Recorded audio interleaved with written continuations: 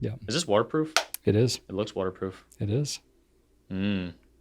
You know, just in So case. if I'm all you like, wanna go, whoa! if you want to go swimming with all your SD cards, you know. Sometimes I do. I like to have the option. I'm just saying. Never know. You could spill coffee on it or something. It could happen. Or barbecue sauce on your Rubik's Cube. It's happened. It's happened. If we were trying to have like a owner's manual or something, that would be one of the warnings on the front of it because it's happened. Barbecue sauce can go rogue. It can't. Can't trust barbecue sauce. You ready to do this? We're recording, aren't we? Yeah, we are. Okay, let's go. That's fine. All right, ready? Yeah. Cool. Welcome, everybody, to episode number 92 of the Goulet Pencast, where fountain pens are still a thing. I am Brian Goulet. I am Drew Brown. Oh, and we're here from Goulet Pens to deliver this casual and informal, tangential and extraneous, superfluous and extemporaneous fountain pen show where we talk about what's going on at the Goulet Pen Company and in our fountain pen lives. In today's show, we're going to be talking about benefits of eyedropper pens and drawbacks. I added to that one. Nibs that we would consider to be the universal remote of the pen world. Yes. New phraseology of a question I haven't heard before. We're going to be talking about our favorite pens and inks so far this year. And we're going to be talking about our dream collaboration with a major pen manufacturer, specifically not an independent one. Nope. And if you're going to ruin your nib by smoothing the reverse side of it with micromesh, we're going to spotlight some special treasures from my personal pen collection, and then we'll do our normal pen nonsense towards the end. Yes. So let's get this thing started off with some feedback. All right. The first person to feedback today is we're just gonna say Anna. Anna's in 1557. Drew, you are supposed to have some good single malt with your haggis. Then haggis goes down quite easily. I mentioned how the haggis that I tried that one time kind of got stuck up in my face hole, and this person's saying a some sort of alcoholic something needs to go. I don't even know Single malt Scotch. I don't know what a single malt is. Scotch. That's Scotch. Scotch, yeah. Okay. It's a Scotch with only. So you can't have a malt beer? It only has one malt. Oh. I don't believe beer has malt in it. I don't know what malt is.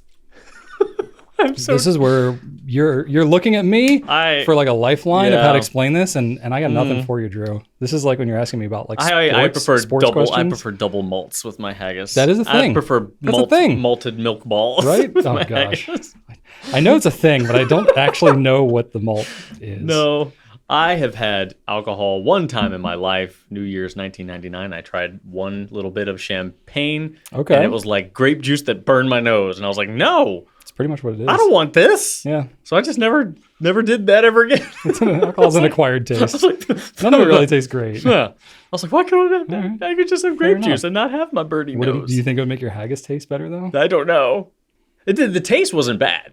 It was just very thick and gummy. Like, all right. Just filled all this space. Wow. All right. All right. And then Pens and Whales says, I'm going to have a tough time getting through this one. Drew, no. I'm sorry, but I'm Team Shannon. The lamp? No, absolutely not.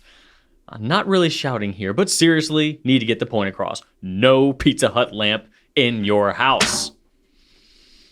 Needless to say, I don't appreciate that. But you know what? Well, I think you needed some opposition in your life on this one. Too many people were supporting this. Well, here's the thing. So while Pens and Whales was trying to crush my happiness and my dreams, Kendall W came in for the win. That's what W stands for in Kendall, win. Because Kendall says, I didn't know that I needed a Pizza Hut light until now. Drew, 100% understand this need. It would be the central accent that pulls the entire living space together into a harmonious masterpiece. Kendall, thank you. I don't know about that. Kendall knows. Kendall gets me, Brian. I think you find what you're looking for in some of these feedbacks, Drew.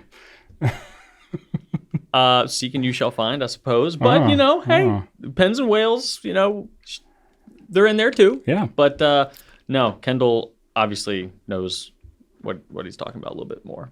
I had to look up what malt meant because I feel like we're adults and we should know about this. Get some information. So malt is a germinated cereal grain that's been made to germinate by soaking in water and then is halted from germinating further by drying it with hot air. That is the process of malting. Malted and halted. So malted grain is used to make beer, whiskey, malted milk, malted vinegar, confections such as Maltesers and Whoppers, flavored drinks such as Horlicks, Ovaltine, and Milo, Ooh, I do like Ovaltine. and some baked goods such as malt loaf bagels and rich tea biscuits.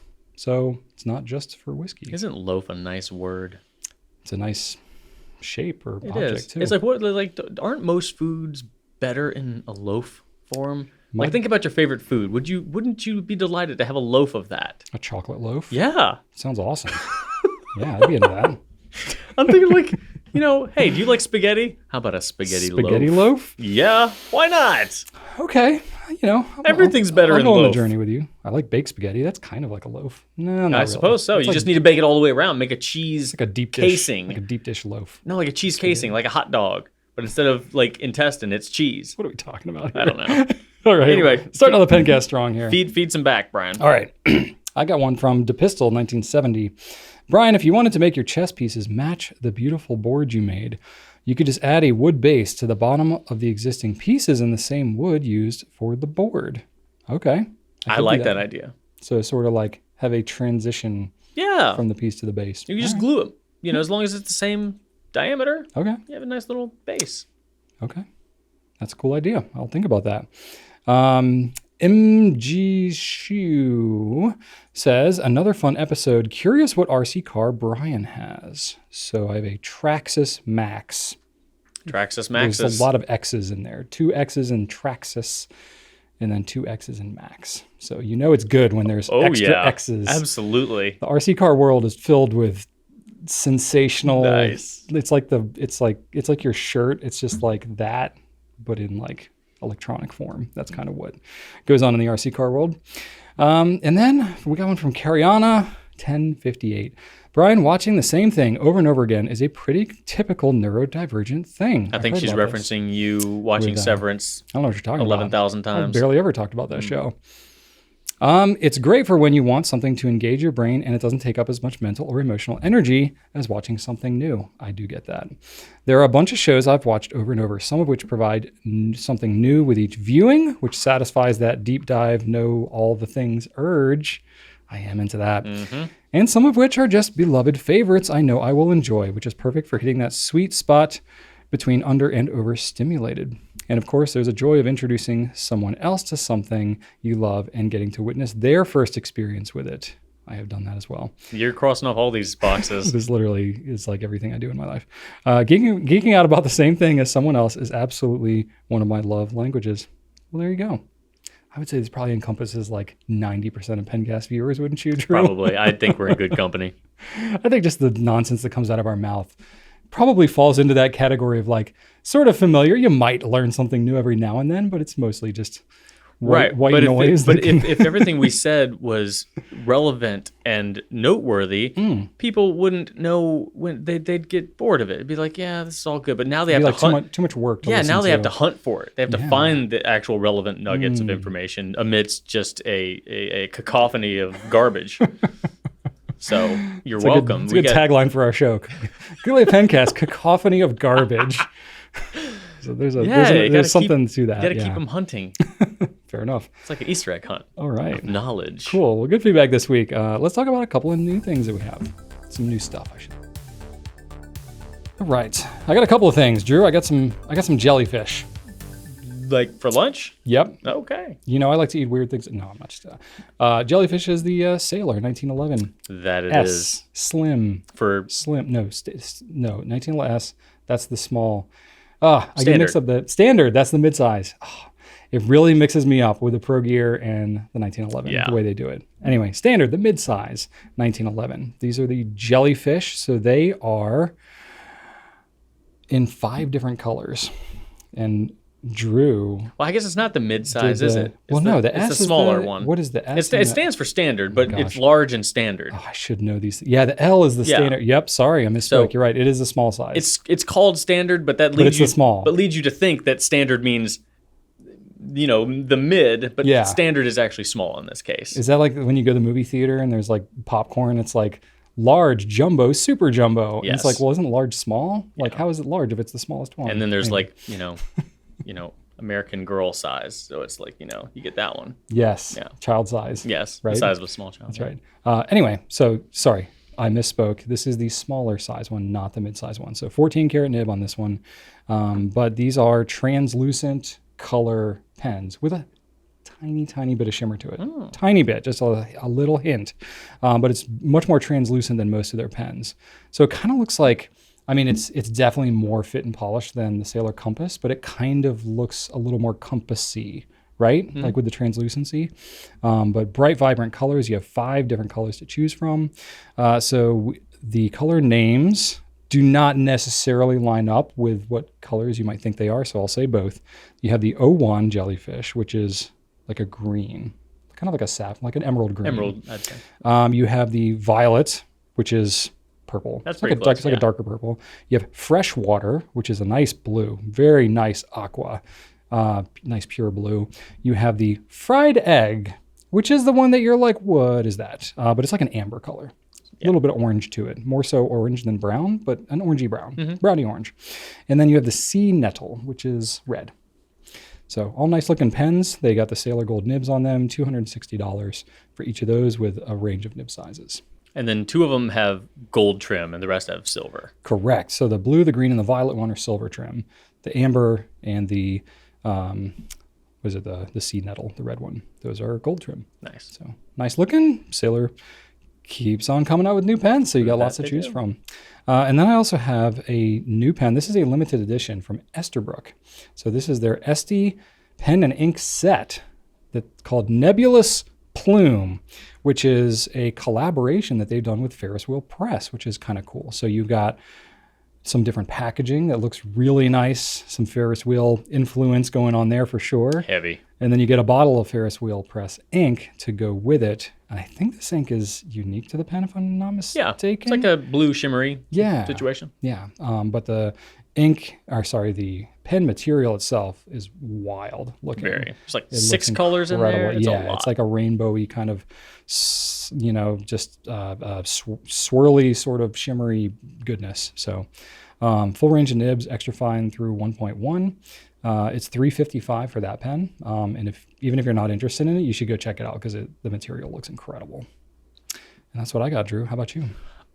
We have a new Shown Design pen on the website right now, Brian. Yes. I love it. Skipping some of those letters. Love it. Yeah, so right now, the Shown Design Pocket 6 in the dark matter material is so cool. We have a short, exclusive, limited quantity sort of arrangement with Ian Schoen, who makes all of these pens in his Philadelphia workshop. So these are made in America pens, soup to nuts, as they say, other than the nib and the feed, which are Yovo nibs and feeds. Yeah. But other than that, it is a made in USA product. It is very sturdy, very, very well manufactured, and Ian has very, very high standards for himself. So the machining is top notch. Really nice. And the dark matter pattern is sweet. Yeah. Love that pattern. This isn't our first exclusive with him. We did 2 other pens, but they've both since sold. So it's not like these are available all the time. No, we'll just have them on our site, and then once we're out, he'll be selling them again. So you'll still be able to get it, but right now you can get it from us. So hooray. He doesn't do a lot of retailer pens. Like it's kind of like,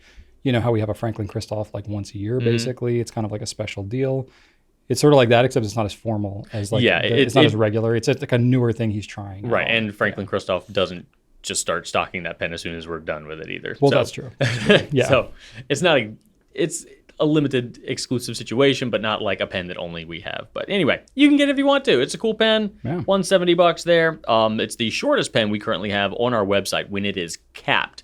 And then it is a full size with a number 6 nib when it is posted. So very, very big, capped to posted differential there. So it's great for on the go traveling, and you're not going to break it. Also, we've got another Esterbrook available to us. This isn't a brand new pen, but it's new to us. It's the JR Bellezza. And this is also a wild, crazy combination of colors. Not as wild and crazy as the SD that Brian spoke about, but it's up there. That one is going to be available at $175.50.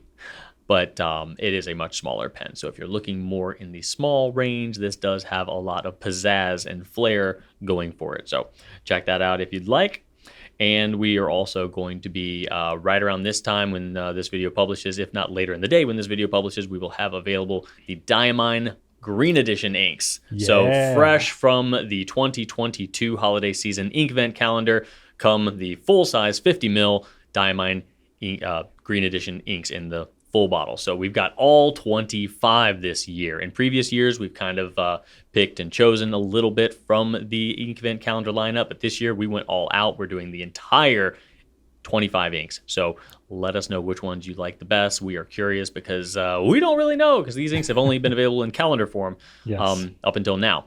So we're really excited to get those out. We've got a lot of good photography happening right now, so you'll have plenty of things to look at. The bottles are so cool. Super cool bottles. They're unique bottles that they only use on the Inkvent. They got little feet. Yeah, they're little like feet. Yeah, they look like little lunar landers, like little alien craft. Yeah, it's pretty cool. They do, and these will be available in either $17 or $22, depending on what's going inside of the ink. The more standard colors are $17, and the stuff with the shimmer is $22. One interesting thing about these inks, Brian, is that they are introducing a chameleon effect within these inks. So previously Diamine had done sheen and shimmer. Right.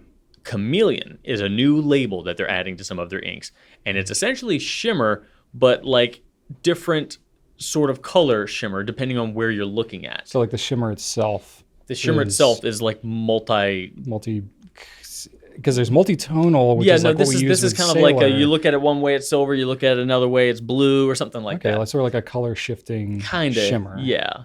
So like candy paint on a car, like that kind of iridescent. Not as extreme, not as dramatic as that. Yeah, but that's like what they're going for. That kind of effect. That's what they're going for. Okay. So yeah, I haven't had a lot of experience with it since it is a pretty new thing, but they're going for it. Yeah. So some of those will be available. We'll have those labeled too, so you can see which ones are which. Very cool. And then finally, I mentioned this last week when we were talking about the artists responsible for some of our sticker designs, and I mentioned Mary Nye, Maxon Draws on Instagram. She gave us some new stickers. I mentioned and teased out some images of those cute little dragons. Well, those are available today. As we're recording this, they're in the building, so I know we have them. Yeah. We are going to launch those published day for the Pencast, so check those out. Those are $4 a piece. If you want a cute little dragon hugging a Grail pen or cute little dragon guarding a pen hoard, you can get both or one if you'd like. Either would be a wise choice, and they're only available here. Awesome. That's the new stuff. Cool. You can check out more new things, stuff that's coming up, stuff that's on sale. We got that on our website. In the top menu navigation there, you can click on each of those. All right, shall we get into some Q&A? Oh yeah, let's do it. Okay, first bit of feedback this week comes to us from CV Krishna Kumar, and we're gonna answer, what are the benefits of eyedropper fountain pens? It's a good question because it's not always clear why people eyedropper pens. It's easy for me to answer. I mean, it's easy for us, but like... Because the answer is none. Whoa.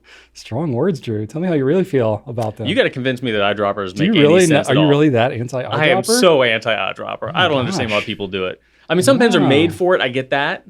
And that's fine. Okay. If I have like an Emperor or an Opus 88, great, sure, no problem. But you don't think as a hack? No, never. Okay. Well, you're jumping the gun a little bit here on some of my premeditated bullet points that I have. I'm coming into this with an open mind. Okay. I'm ready to learn, Brian. All right. So there are some benefits. Do tell. And there are some drawbacks. I'm not going to lie. I'll cover both. Okay. So I know the question's just asking about benefits, but there are some drawbacks that are very real that I think will be very well justified into Drew's position here. So I'm not in opposition here, but I think that's up to each person to make their own. It'd be more fun if you were in opposition, though. Well, daggone it then. I think you should eyedropper everything you possibly can. Just take epoxy, fill in every hole, every loose part of your pen. Every hole in every Lamy Safari. Every single pen should be made into an eyedropper. That's how I feel about it. No, I'm kidding very much. Though I have epoxy pens before to make them eyedropper. You have? I have done this before, yeah. What pen? Well, we'll get into it later. Oh my God, We'll get into it a little bit. All right, I'm So consider me enticed. As Drew has already noted, there are some pens that are designed to be eyedropper only. So there are some that are not designed to be, but they are eyedropperable essentially as a hack. And I'll speak to both of these. So eyedropper pros, okay? Reasons why you may want to consider eyedropping, right? One is you pretty much get on all pens that are eyedroppered, you get a very large ink capacity. Now, is that a benefit to everybody? Not necessarily, but you're going to get probably 4 to 6 times as much ink as you would in a typical cartridge, maybe more, depending on the volume inside the pen. It's a pretty meaningful difference. It's not like you're just getting slightly more. You're getting magnitudes more ink in that pen. So if you don't like to refill your pen very often, if you have like a particular ink that you just love and you want to use that all the time, there's a case to be made that a super large ink capacity could be handy. That's one point. It's relatively simple in its design and the number of parts that are in the pen, especially when you compare it to something like a piston or a vacuum where you might be looking for a larger ink capacity. An eyedropper pen is elegantly simple. You just need the pen body and a way to keep it sealed, and then you just fill the whole darn thing with ink. There's not really a lot else that has to be going on inside of that pen, so you can keep it pretty simple. And then thusly cleaning it can also be pretty easy because there's not a whole lot of malarkey to work around as you're cleaning it out.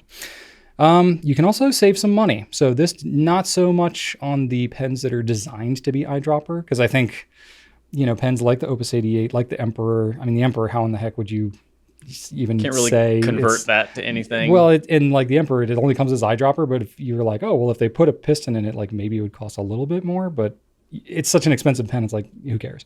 But for the ones where you're doing the hack, I'm thinking specifically like the one that was like when I first got into fountain pens that everybody was eyedropping was a Platinum Preppy. Right. That converter now costs what, like $12 or something like that. It's like twice the cost of like $75, I think, these days. It's getting there. Yeah. Give it a couple of years. Now it is a stout converter, I'll say. It's my favorite converter. It's arguably Love it. a fantastic converter. However, it is an investment. Yeah. And if you have a Preppy or a Profante or something that's like a relatively inexpensive, so a pen that costs less than a converter, you could argue like maybe you just want to eyedropper that thing, because then you could buy like 2 or 3 pens and eyedropper them for the price of adding a converter. So there's a case to be made there. So sometimes you can save money. And then, as I kind of mentioned, they're fairly easy to clean. It's maybe a little more involved than a cartridge converter, especially if you're using a bulb syringe. That gets pretty handy. So you can still use a bulb syringe on an eyedropper pen, because in order to use the eyedropper, you have to basically unscrew the body like you would a cartridge converter pen anyway. So you can still flush with a bulb syringe. So that is a huge plus. But then you just are left with like an empty cavity of the pen that you got to clean out. But it's all open in there. So, I mean, it's relatively easy. I mean, it's, I guess, a little more complicated if you've got some kind of stopper in there, like the Opus 88 or like the Emperor. But those you can unscrew and you can just move it out of the way. So it's not that complex. Right. So it's easier than a vacuum, easier than a piston. You can basically just fill the thing halfway with ink and like shake it up and dump it out. Or you can like get a Q-tip in there, or cotton swab or whatever, and then just kind of swab it all around and get it out. Or a syringe, you can usually get enough pressure to really just kind of blast it all into smithereens. Yeah, an ink syringe could be good. If you want a little more control, you can maybe bulb syringe it, but if you're bulb syringing out of like the open end of a pen body, you're just going to be like probably spraying water all over yourself. So I don't really like that technique necessarily. That's more for like flushing water through something. But still, there's a couple different techniques, but it's really pretty easy to work around it. Okay, so those are most of my pros. There might be a couple others I'm not thinking of, but those are the big ones. Now cons. All right, so just to be fair here, probably the biggest con is the potential for it leaking or burping, right? Especially out of the nib. So it's more so when the ink level gets low and you have a lot of air that's left into your like eyedropper portion, for whatever reason. And there's debate about this among some very smart and knowledgeable like people in the pen world that don't necessarily agree exactly why eyedropper pens will burp. The two schools of thought that I hear is that it's related to like the heat from your hand heating up the air inside the pen causes like, a differential in pressure and then can make ink burp out of the pen.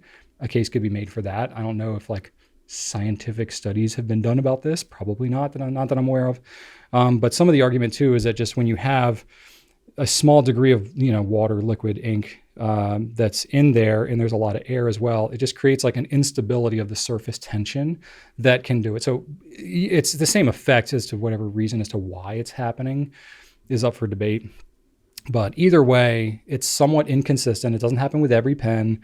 And it's something that if you're using a relatively full eyedropper pen may not happen as much, but as it gets emptier and emptier, you might have a little more instability. And depending on the design of the pen and how well it handles the eyedropper conversion, you might get some leaking and burping. And then you could make the case that like, well, if you have to have the pen filled at least halfway so it doesn't burp, then why does it really matter if it has a large ink capacity? Because you're not really getting to fully utilize that truly large ink capacity. And I'm like, yeah, okay. I can see that side of it. But it's not like every single eyedropper pen will start burping. It's like, it's more likely to happen to the point where, probably for some people it just gets frustrating. Or if you're like traveling with the pen, maybe if you're changing altitudes, if you're changing temperatures, like if it's really hot in the summer and you're in your car and you come into an air conditioned building, or if it's like wintertime, it's the opposite, you can get more instability of the ink in there with changing temperatures, mainly because the temperature that's inside the pen, like if the ink level is really low, that can create a pressure differential that can then cause more ink to like burp out. And it's usually not like terrible. It's not like it's going to be shooting out of the pen like a fire hose, but it's more like it'll just kind of like drip into the cap and kind of get on the grip, and then you go to use it and you get ink on your fingers, and it's more just annoying, right? So there's that. That's probably the biggest drawback, is the potential for that to happen. But also, when especially if you're eyedropper converting a pen, it's not designed to be eyedroppered. You're taking a pen that was made for some kind of cartridge or converter filling mechanism, and you're trying to seal it up somehow, kind of as your hackable self. And you're taking an O-ring or maybe some silicone grease on the threads, and you're trying to seal that up. Well, that could be imperfect. Your O-ring could break, or it could not seat properly. You could have silicone grease that's not applied consistently. You could get grease on your hands as you're writing with it. That can happen. You can get grease if you're really sloppy with it. You can get the grease on like the back of the feed, and then it can impede your ink flow. That's really bad. But it is fixable. But honestly, it's like the bigger issue is if ink can like work its way through any of the threads, especially on some pens that have like really fat threads. Definitely some pens eyedropper better than others. Really, really tight threads are good. If you got really big sloppy threads and you just throw silicone grease on there, ink could definitely work out of those threads. You're trusting the silicone grease a lot. You are. So I always like to have some kind of backup system, like either like an O-ring and silicone grease. Mm-hmm. And then maybe like if you travel with it, like having it in some kind of pen case, maybe like a Ziploc bag, even if you're going to be like flying, just kind of be prepared. Like if this thing were to leak its entire contents out, how bad would that be? And just maybe kind of plan for that.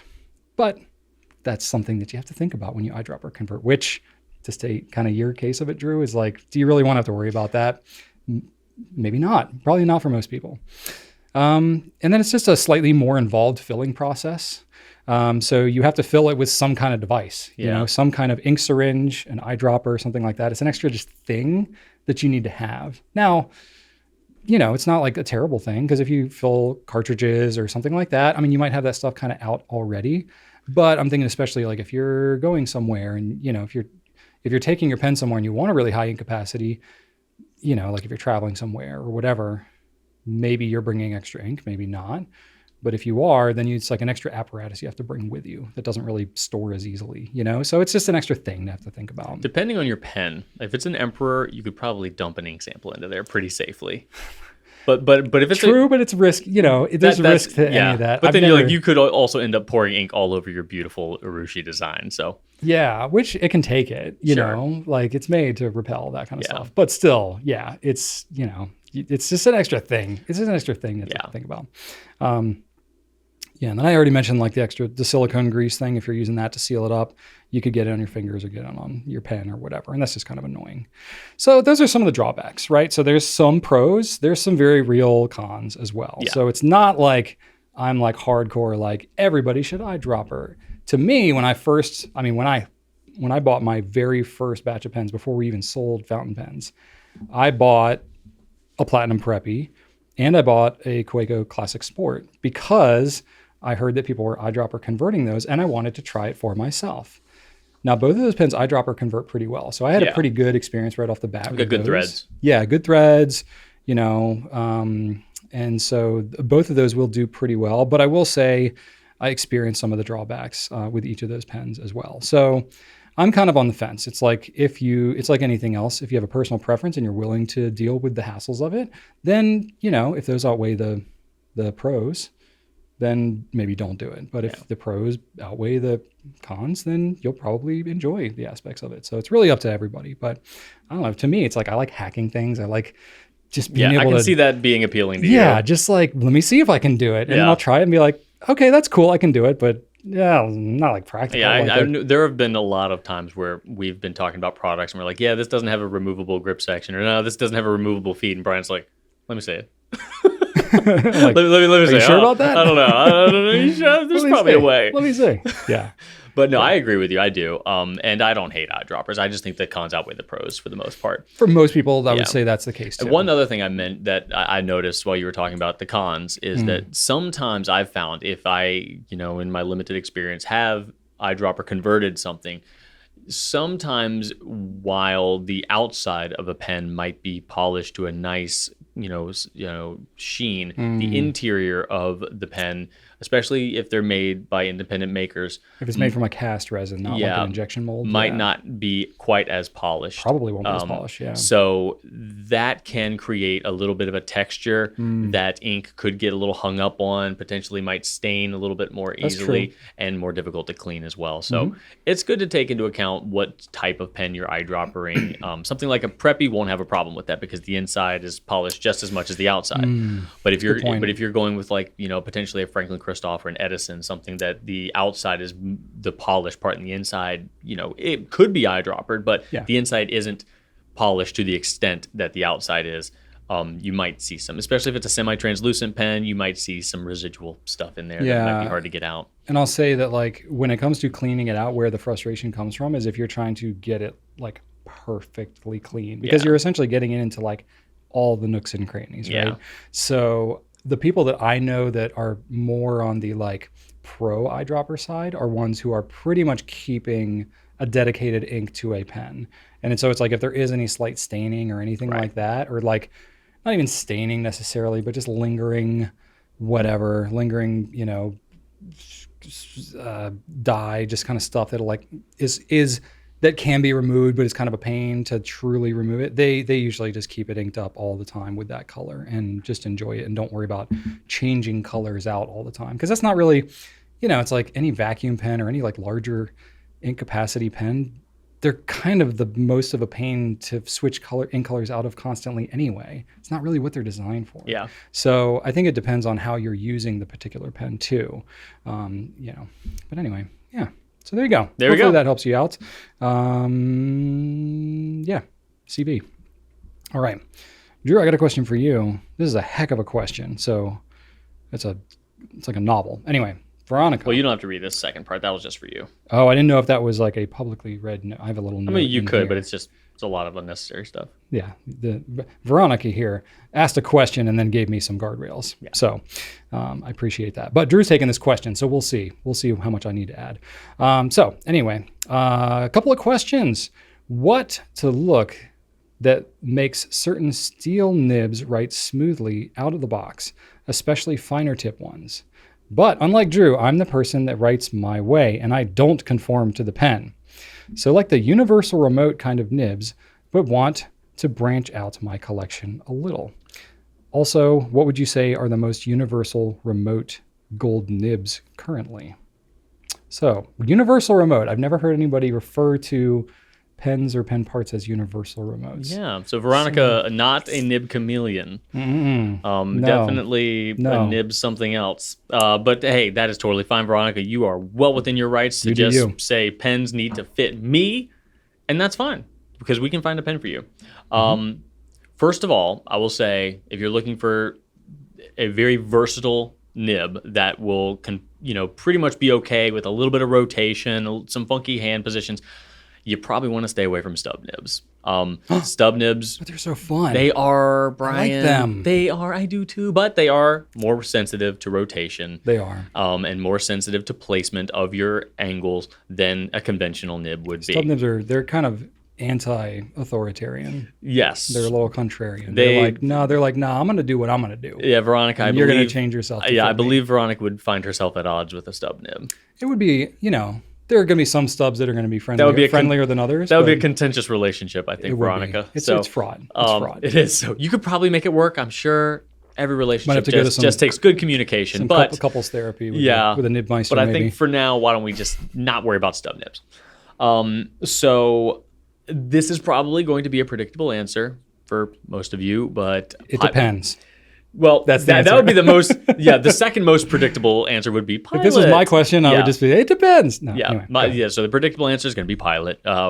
We know that pilot produces some of the most consistent nibs in both steel and gold. They just haven't figured out. Not only are their nibs perform consistently, but you'll find that the nib size and the tipping is really, really consistent as well from a production standpoint. Yeah. So overall, those are going to agree with you, I think, the most times.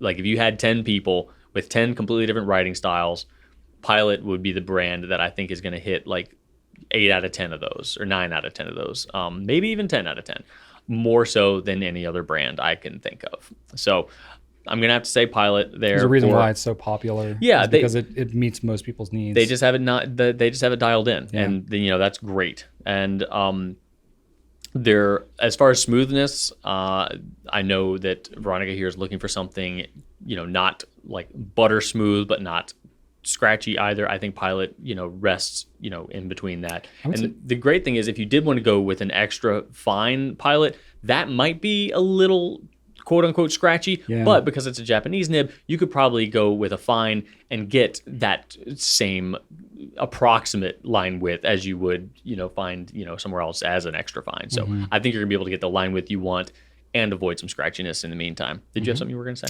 I was gonna say that I think that the Pilot smoothness, it's probably, it's definitely a little more on the smoother side, especially if you compare it to like a Sailor or a Platinum. All the Japanese nibs are phenomenal, and they're all quite consistent. They do a great job with that.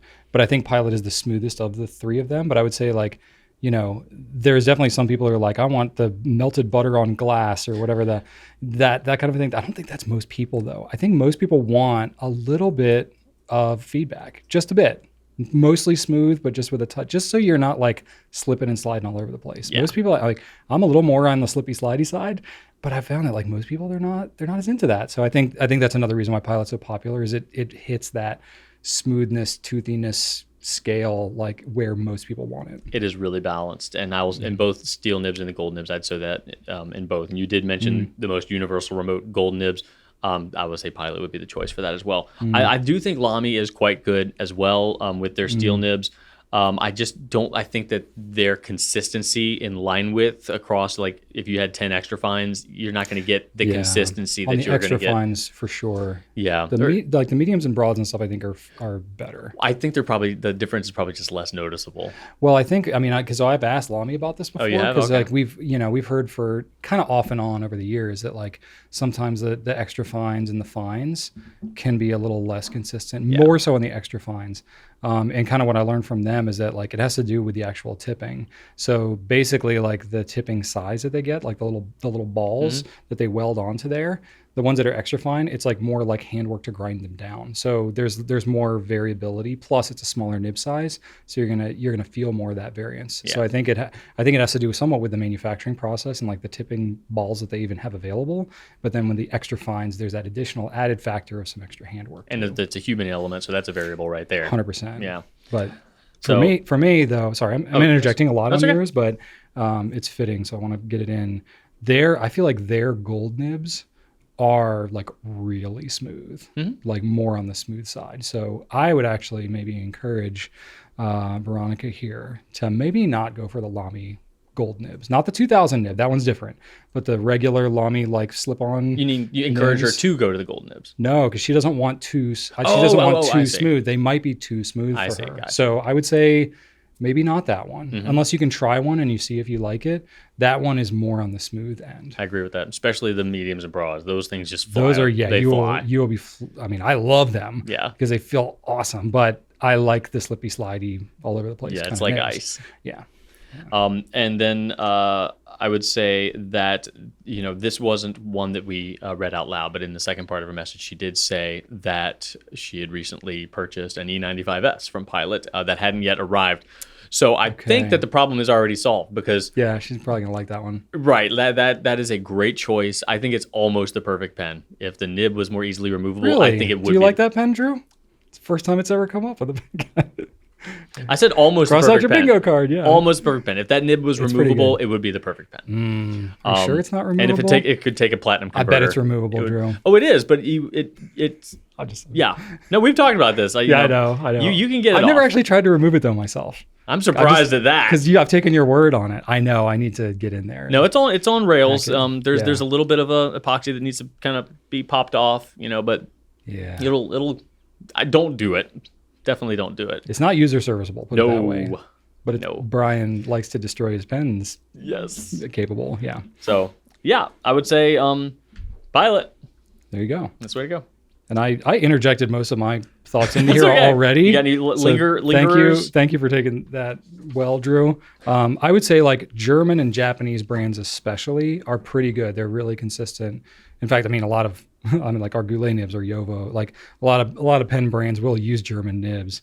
They probably would use Japanese nibs too, except all the Japanese makers don't let anybody else use their nibs. Yeah. But both German and Japanese nibs, like they've really dialed them in pretty good.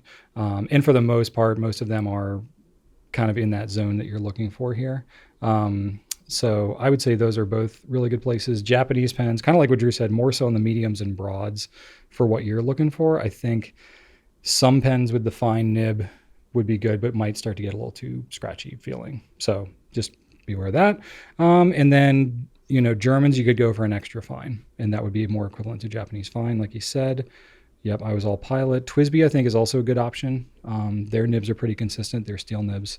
Lamy steel nibs too. Also Diplomat. Anything Yovo is going to be pretty solid because they've got just a hint of that feedback. And then the Lamy gold nibs too might be a bit smoother. Pelican, some of their gold nibs too get pretty smooth. So you may or may not love those, and they're very wet as well. So maybe stick away from some of those gold nibs. I find that like most of the European gold nibs tend to be like more so on like the super smooth, super wet side. So if you're looking gold nibs, maybe lean a little bit more Japanese. And if you're looking for steel nibs, I think German there is a good way to go too. So cool.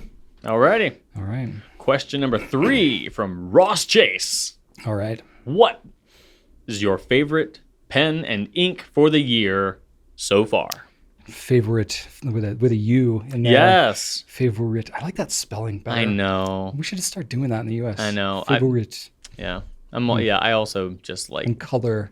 I think I would also be totally fine snapping our way into the metric system as well. We say that. I've actually I've done research. I've watched a couple of YouTube videos. I think the cost for the US, if you think about like all the places where we have I'm snapping my fingers, Brian. I know, but I think the estimated cost was like $4.5 trillion or something like that. All the road signs everywhere in the US, like everywhere where it's like written somewhere in some anyway. Yeah. Favorite pen, favorite ink of the year so far. I'm hoping you have a more interesting answer than me because I haven't been as adventurous this year. I got a few though. I was a little bit more adventurous, and perhaps I can kind of plant something to make you more adventurous. Okay. All right. So give me just what you've been using the most this year. Yeah. And then what has come out in 2023 that has been your top pen that has released this year. Okay. So the ones that I've been using probably the most reliably that you can probably guess because I've talked about them the most, Lamy 2000 with a fine nib. I've all different nib sizes, but the fine nib has been my kind of go-to because I've been like taking it to every work conference and everywhere I've traveled. It's a good just all-around note taker, and I just keep it. It's like if I have any type of meeting where I'm not needing to write things down in a digital document, I'm pretty much using that pen with my like traveler's notebook. Yeah, it's just a good format. TWSBI ALR as well in that Prussian blue. I think it's got a fine nib on it. I'd have to actually double check, but I've been using that one pretty continuously as well. So that one's really good. So those are the two pens I've been using the most consistently for my own writing. I've done like nib nooks and I've definitely like written with other pens, but those are the ones that have been like my everyday carries so far. So not very adventurous, I'm sad to admit, but that's what I've been using. I think that I know what I like. You do know what you like. And I like all my pens. You do, but you've got your standbys. You've got your Mount Rushmore, your A team. I think I've been clearing myself out of like 3 years worth of debt of having inked up pens and not keeping them clean enough. I've really been trying to dig myself out of that. So I've been a little more intentional not to just like ink up everything that comes my way. For anybody that doesn't know, most people probably don't know, but since the pandemic has kind of alleviated itself a little bit and brought everybody back into the office, Brian has been working to deaccumulate a lot of pens that have made their way to his house where he was working remotely, back into the office, having 2 separate collections, not like having one inked up over here, having a bunch inked up over there. Like, it's been a long time. Plus like samples and stuff that we get of things we don't even carry. You and Jen have been working for months on downsizing, consolidating, and organizing, like to the point where your whole office for a while was just covered in various stages of organization. So like I literally like set up a folding table in my office just to have an extra space. It was a big deal. So his mind right now is going to be in a very like let's maintain. I'm getting to a more stable state with that, but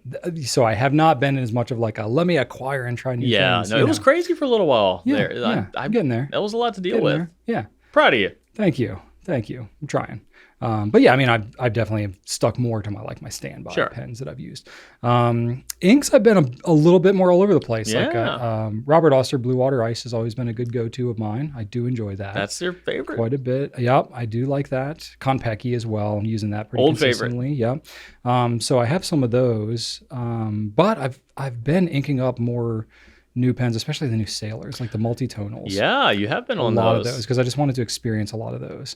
So I have a couple. I wouldn't even necessarily say I've had any that have particularly floated to the top. So I guess if I had to say like favorite pen, favorite ink, probably like Lamy 2000 with Robert Oster Blue Water Ice. It's that's fine. That's a solid. It's such a boring answer, but fine. I have enjoyed other things, so I wanted to give a more robust response. So the Sailor multi-tonal is Manyo Fuji. Haha, which is awesome. Neko Yanagi, Koke, and Hinoki, all great colors. And I've inked up and used all those with much enjoyment. And then the thing part of the reason why I like Blue Water Ice too is that the Robert Oster bottle is plastic, and it's under the size that I can like fly with it. So it's a plastic bottle with ink that I can just keep. It seals well. I can just keep it in my backpack and not have to worry about like taking it out when I fly and stuff like that. Not I'm flying all the time, but it's a good go-to. And then my favorite new pen nib for this year has been the Custom 743. Oh yeah, with the FA nib because I rediscovered in the black or the verdigris. So I originally got the black. I set the black aside. I didn't actually like use it at all. I mean, I did like a Nib Nook sample or whatever, but then the green one came and I was like, well, I really want the green because it's a North American exclusive and it looks really cool. It's different.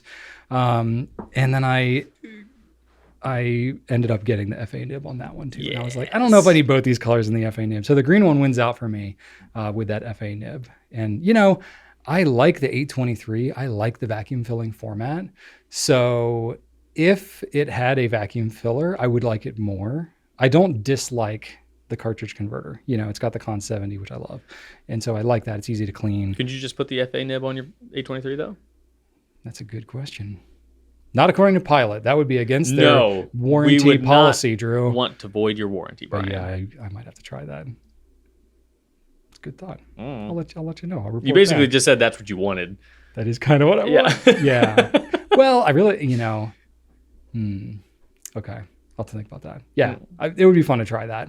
To see, because it's the same size nib. Like it should just technically in an alternate universe where no one violates warranties. Heavens no! That would be theoretically possible. Yeah, I don't think I really. So I got to do that. I got to break my E95S. I got some homework to do, Drew. Anyway, that's what I got. How about you? All right. So, favorite new pen of 2023. Okay. Definitely the Visconti Mythos Mirage. Oh yeah. That pen. I know I've talked about it ad nauseum, but it surprised me so much. I think one of the reasons I do love it so much was that it did just catch me off guard so much because it's a Visconti steel nib. And traditionally, even though I love my Van Gogh and Pollard Willows, the nib was kind of Always has been, but I've tolerated it because it's such a beautiful pen. This pen looked good and then performed shockingly well. So the whole year, I've just been so consistently shocked and re-shocked at how well this pen writes. Did you think it actually writes that well, or is it just that your expectation was so exceeded? I think it legit writes that well. Mine anyway. Maybe both. Yeah. Mine really, because I've got it inked up right now. Like I keep going back to it. So it's been a fairly popular pen. Like yeah, it's not like everybody's been hating it and sending them back. I think it's I doubt that. I would love to see Visconti do something more amazing this year, but I would be so surprised if that was not the best thing Visconti does in 2023. I think it was just the right direction for them to go. I think it was smart, well designed. I'd love to see more colors in it. I think they killed it with that pen. So that's definitely my favorite new pen of the year. All right. Might end up being my favorite pen of the year overall. We'll see. The year's only halfway done. I don't know. We'll see. As far as an old pen that I got that I've been using the heck out of, I finally obtained a Pilot Stargazer through the kindness of someone else this year. A white Stargazer, and I have not wanted to put it down. I love it so much. I've got a little. I've got the 8-bit inventory, like Retro 51 size pouch with my E95S and my Stargazer in it. And it's just my little pen pouch, and it makes me just so happy. Those two together are just like my little champs. That's awesome. Love that pen. So that's a highlight. And then I have my this one. So this is a Pilot Custom Impressions LE that I've had for a long time. Yes. When I got it, it was pre-owned. Someone had Waverley'd it. So had turned up the nib, customized. I never liked that part of it. Really? Okay. So I had it unwaverley'd last year at the DC show, and it was better, but not. I kept writing with it over a couple months, and it was better, but not exactly the way I wanted it. So I got it tuned again this year in Chicago, and now it just writes flawlessly, and I love it so much. I have not wanted to put it down since I got back from Chicago. So it took two different nib professionals to unwaverly this thing. Wow. But now it's great. I couldn't be more happy with it. So this one is another one this year that I just have been completely blown away by, or re-blown away. It's always been a favorite, but I've always wanted it to write a little bit better. So love that. As far as ink goes, this is not a new. That's not a new ink that was released in 2023, but it was a new ink to the Goulet Pen Company in 2023. The question wasn't about what's the I'm making up my own arbitrary rules. Yeah, it's just what's been your favorite this year. Yes, this is a caveat to my own arbitrary rules. Fair enough. Ferris Wheel Press Buttered Popcorn. By far. Love that ink so much. Makes me so happy. I wish it smelled like buttered popcorn. That's the only thing that it's lacking. But it's the best yellow. It looks great. It's legible. It shades. It's not too orange, because obviously any legible yellow needs to be a little orange just so you can see it. But it's not too orange. Still looks yellow. So love that one. Definitely my number one new ink of 2023. Not a shock. And the ink that I've used most this year that was not released this year is Diamine Winter Spice from the 2021 Inkvent event. Right. So the red edition. No, blue. Which was the first one? No, red edition. First one was blue. Yeah, so this is the red edition. So brown ink, blue shimmer, green sheen. All three of my favorite colors wrapped up in one ink. Ain't nothing to beat it. Love that ink so much. Nice. And I hadn't used it until this year. I don't know why.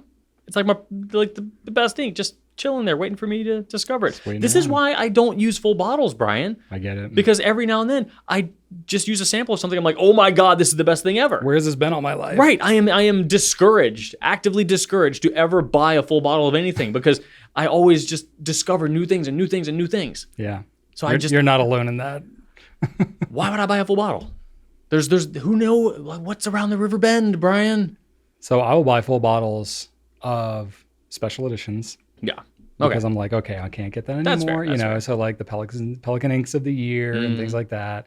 Or I will do it if it's like a standby ink that I know I'm going to use a lot. My Diamine Marines, my Diamine Blue Velvets, the Sailor Konpekis. But there's always there might be a better blue out there. Yeah, but I'm going to enjoy that one over and over again. And it's like, I'm going to keep going back to those standbys.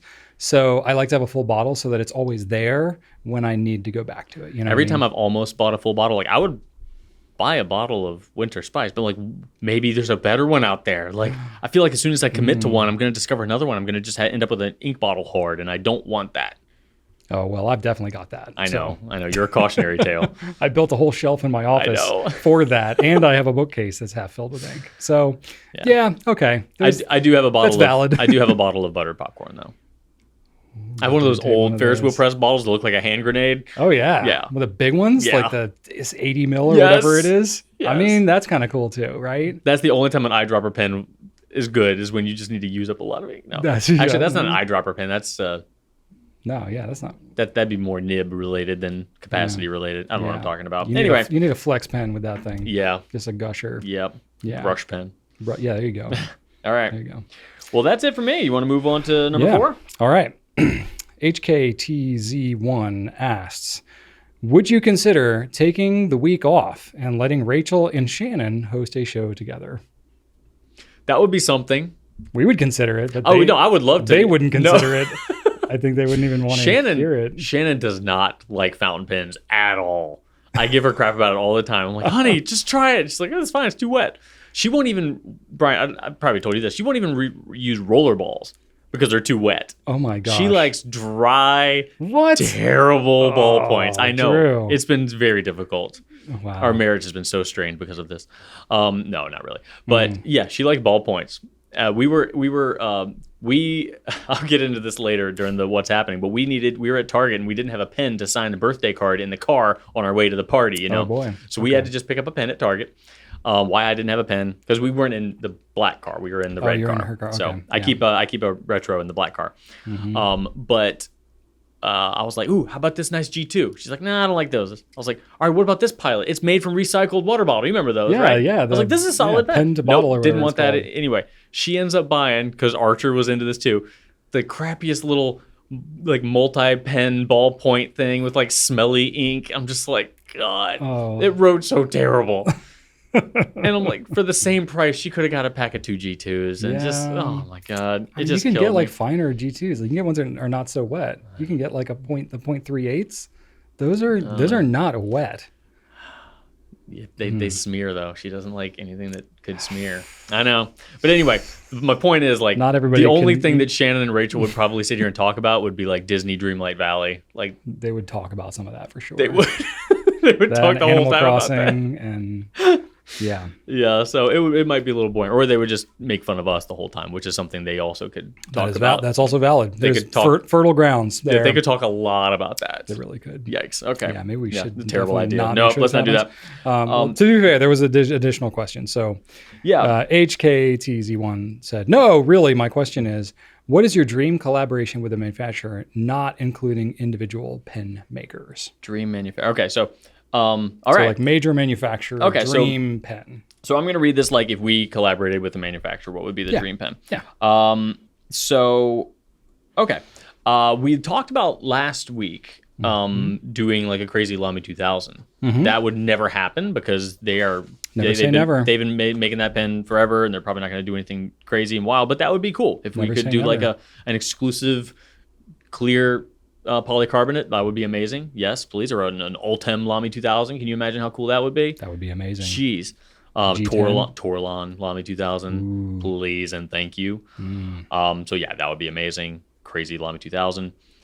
Not metal. I do not want a metal 2000. I know that the stainless steel have metal 2000s. I know. I don't like it.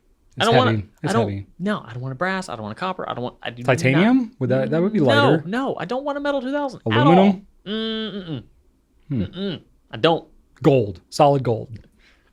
Would you take a solid gold? Can I sell it? Lamy 2000 if it was given to you. Now. Okay, here we go. Pilot. Sterling silver. Goulet Pen Company. That would be cool. Ooh, that would be cool. That would be cool. That would be kind of cool. But the coin nerd in me likes that. Bronze. What about bronze? That would be cool. Yeah. Would that solid bronze though? I don't know. That would be pretty. That would be freaking heavy. Yeah. Anyway. Sorry. Goulet Pilot collaboration. Pilot Stargazer with Urushi and Rodden. Ooh. Yeah. Okay. I've never seen a snap cap Urushi pen, I don't think.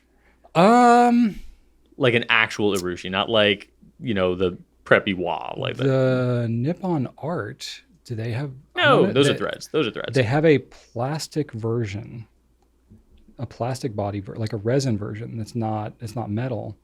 The Nippon art is There's resin. two different versions. They have two different versions. They have I can't remember. There's like a simple version of the Nippon art that we don't carry. I don't think it's brought into the U.S. Oh, That is, I don't know if it's Snapcap. okay.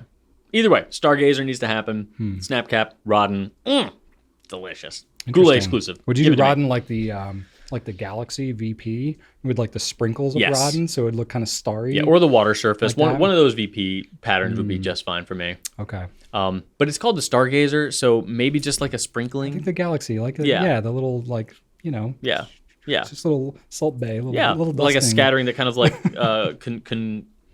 convenes on Yeah. the center point. Yeah. I'd be super into that. Please, yes. That would be pretty Give cool. it to me. That's a solid answer. All right. Now I'm working my way up to number 1.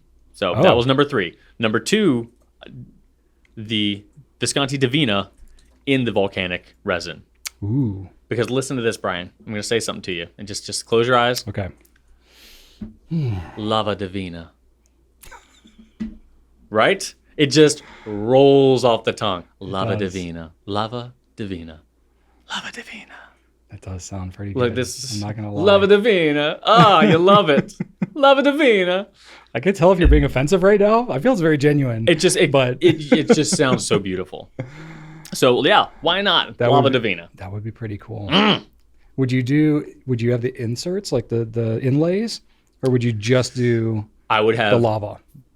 bronze inlays. So you go for like a bronze age Yes. Lava Divina. God, yeah. That's pretty solid. Yes. That's a solid. I tell you, Visconti is just, they are sitting just, on a gold mine. they are. They've got the lava. They're just like, no, only Homo sapiens. And they've got this, like, in case of emergency, break glass. And if they wanted to, they could break that glass and put lava on everything. But they don't want to do it. They're waiting. I wonder if the material, like in the Divina, I wonder if their material would be too thin. Like if it wouldn't be like strong enough in the Divina format with that material. To do the inlays or to do the curves? Any of it. I don't know. Maybe. That's the only reason that's the only reason on my mind that I can imagine why they wouldn't want to make this Well, then give amazing idea of a Yeah. pen. Give me a Mirage. Give me an Opera Master. I don't care. Do more lava. More lava. What about the one, the Mythos? Yeah. Do that in the lava. Why not? Yeah. Give me lava. Would you be into that? Yeah, give me lava. I don't care. Goulet lava. Exclusive. Lava. Please. Lava Thank you. everything. Number 1, though. Best collaboration ever. Goulet X Namiki Emperor Corgi Kaiju Monster. This thing. Obviously. Giant winged beast Corgi Yes. emerging from a volcano. That rich Japanese heritage of the Right, corgi. but not okay. They would want a Shiba, but I want a corgi. This is my collaboration. So not to wreak havoc on Tokyo, Brian, because sometimes Godzilla doesn't do that. Sometimes Godzilla rescues Tokyo from another monster that's messing up. Because he's like, oh, only I destroy Tokyo. Anybody else comes and destroys Tokyo, Godzilla's like, no, I ain't having it. So Corgi's gonna show up out of the volcano, gonna save the day from some, worse kaiju.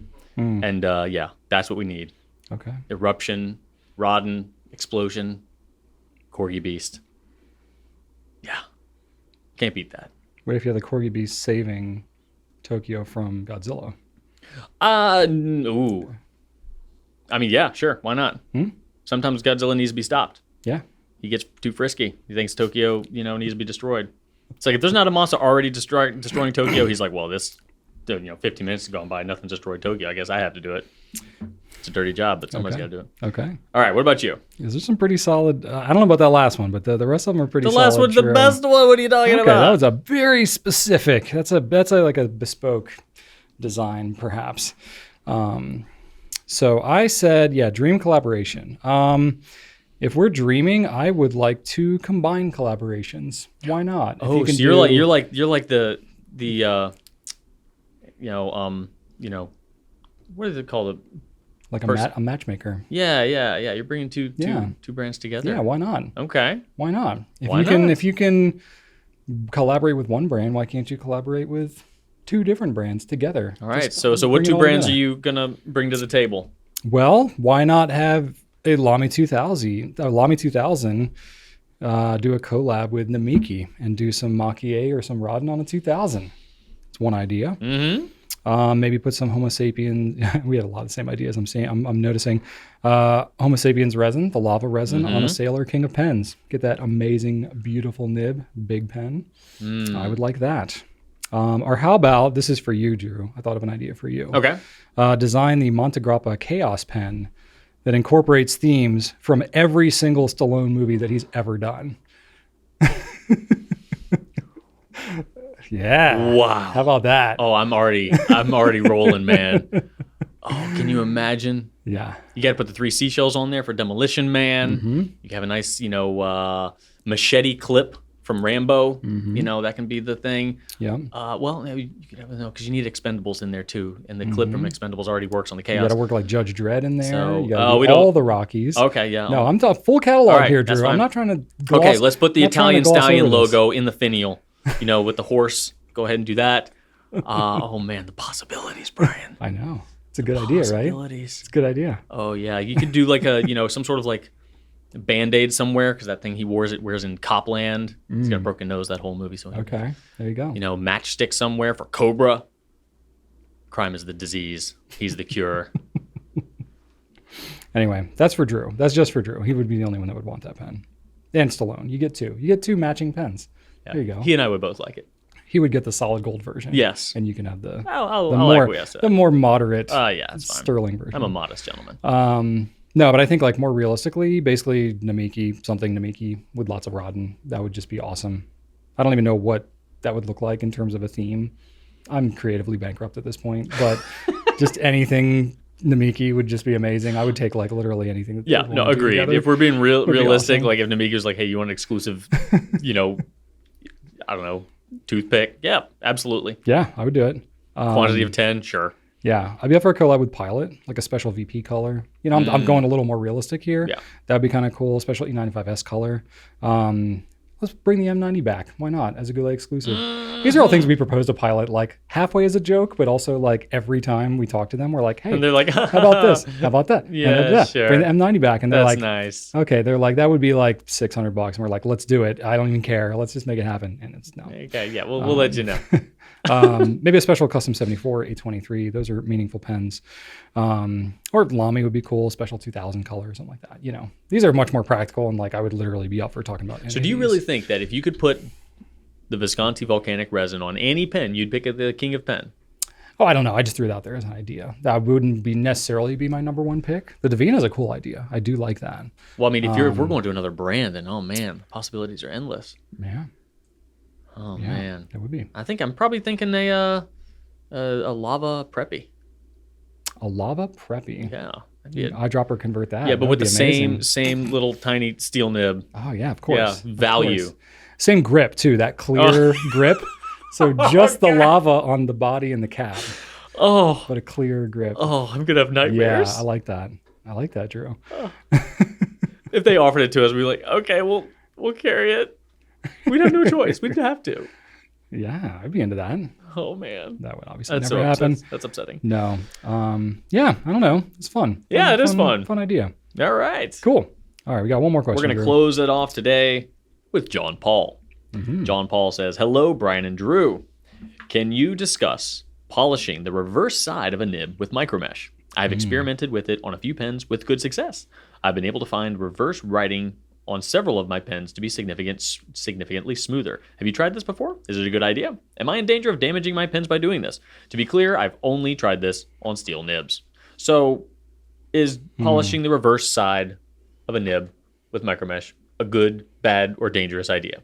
I think you can do it, but by the time you pull the nib out of the pen and you polish that back side of it, I don't really know what that's gaining you necessarily. I'm kidding. That's not what he's talking about. For those of you that don't know, especially if you're on the audio version of the podcast here, when we say reverse, that just means if you like take the pen and basically flip it upside down so that the nib is facing down towards the paper and the feed is facing up towards the sky.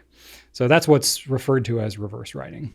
And some pens do it more reliably than others. I would say that most pen makers, most people who are tuning nibs with their pens, are not flipping them over and smoothing them to be written with upside down like that. They're not specifically not trying to do it, but it's more just like, it's not necessarily how they're made to be written. So it's just extra time that they have to spend. So I think most of them don't really like try to fine tune that. I know some people that when they get a pen, one of the first things they do is to check the reverse writing. Really? I never do it. I just did try it with my Mythos here. And yeah, the reverse writing is fine, and it writes a little bit thinner than the normal one. But I've never even tried it. It's not something I do. But some people are like, all right, how's the reverse writing? It's like a very, very quick thing they try. Well, maybe we should start there for anybody that's like not familiar as to why you would even want to do this in the first place. So we can back it up just a second. So I'll answer your question, John, here. But why would you want to flip the pen over and write with it anyway? I think it's because for whatever reason, most of the time when you do that, it writes a thinner line. It puts down less ink.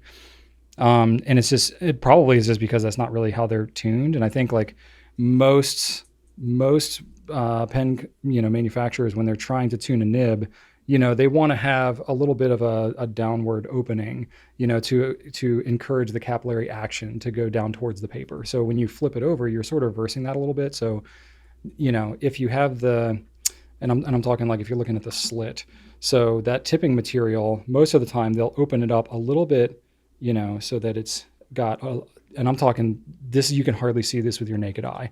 It's very subtle, but where the tip of the nib is touching the paper, if you have that opening up just a tad on the bottom, it's going to encourage the capillary action to flow down towards the paper.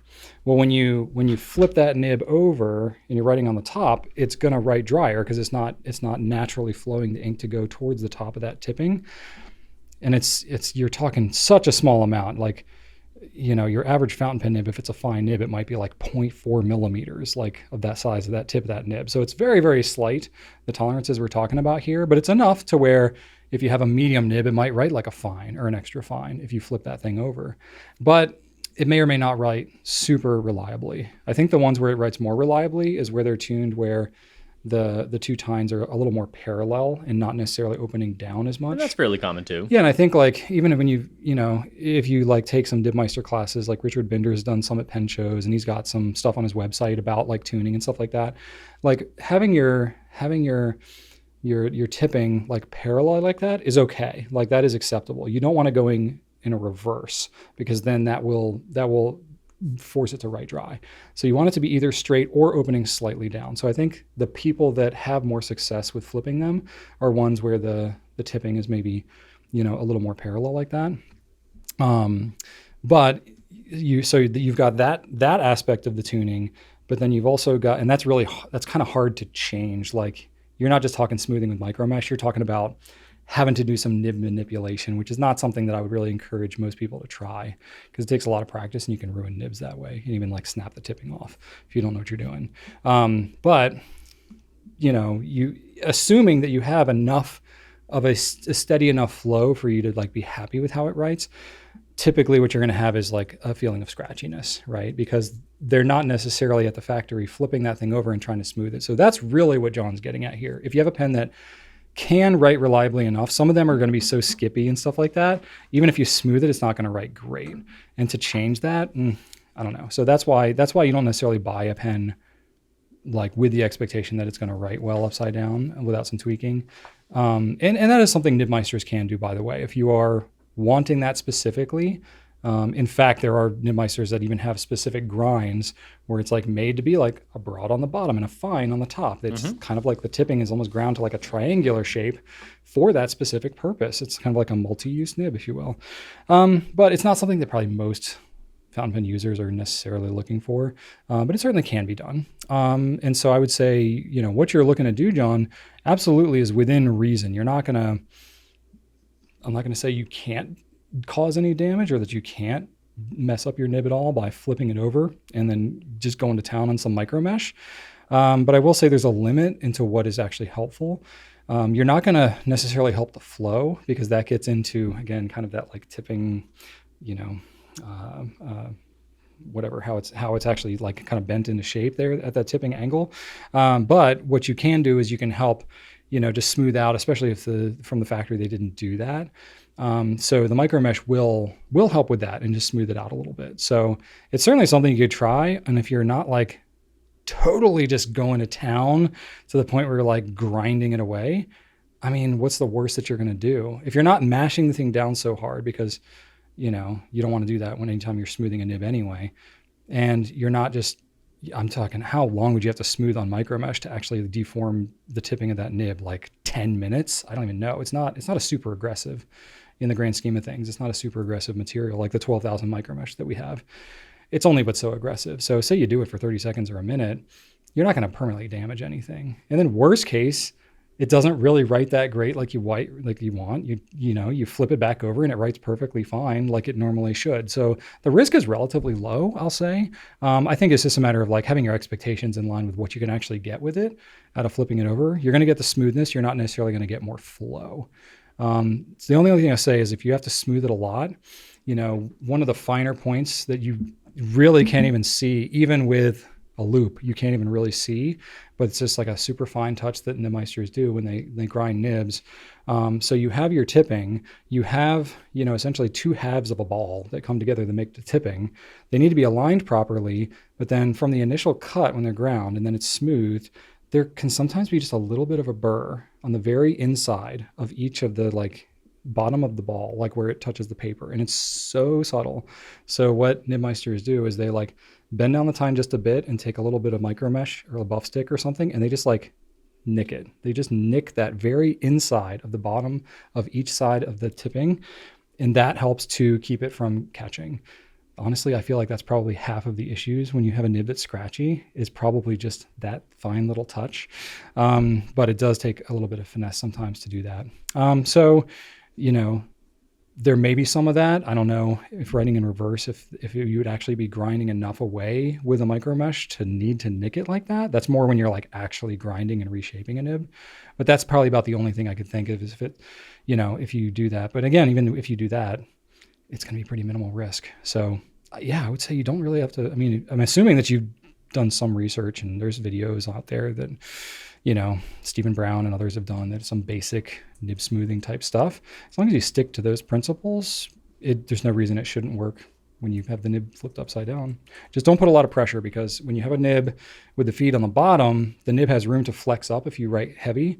Whereas if you flip it over, then the feed is then, you know, on top of the nib. Bracing it. So you're like up against the wall there on that feed. So if you write with too much pressure there, you can actually like bend your nib easier in a way that it can't come back.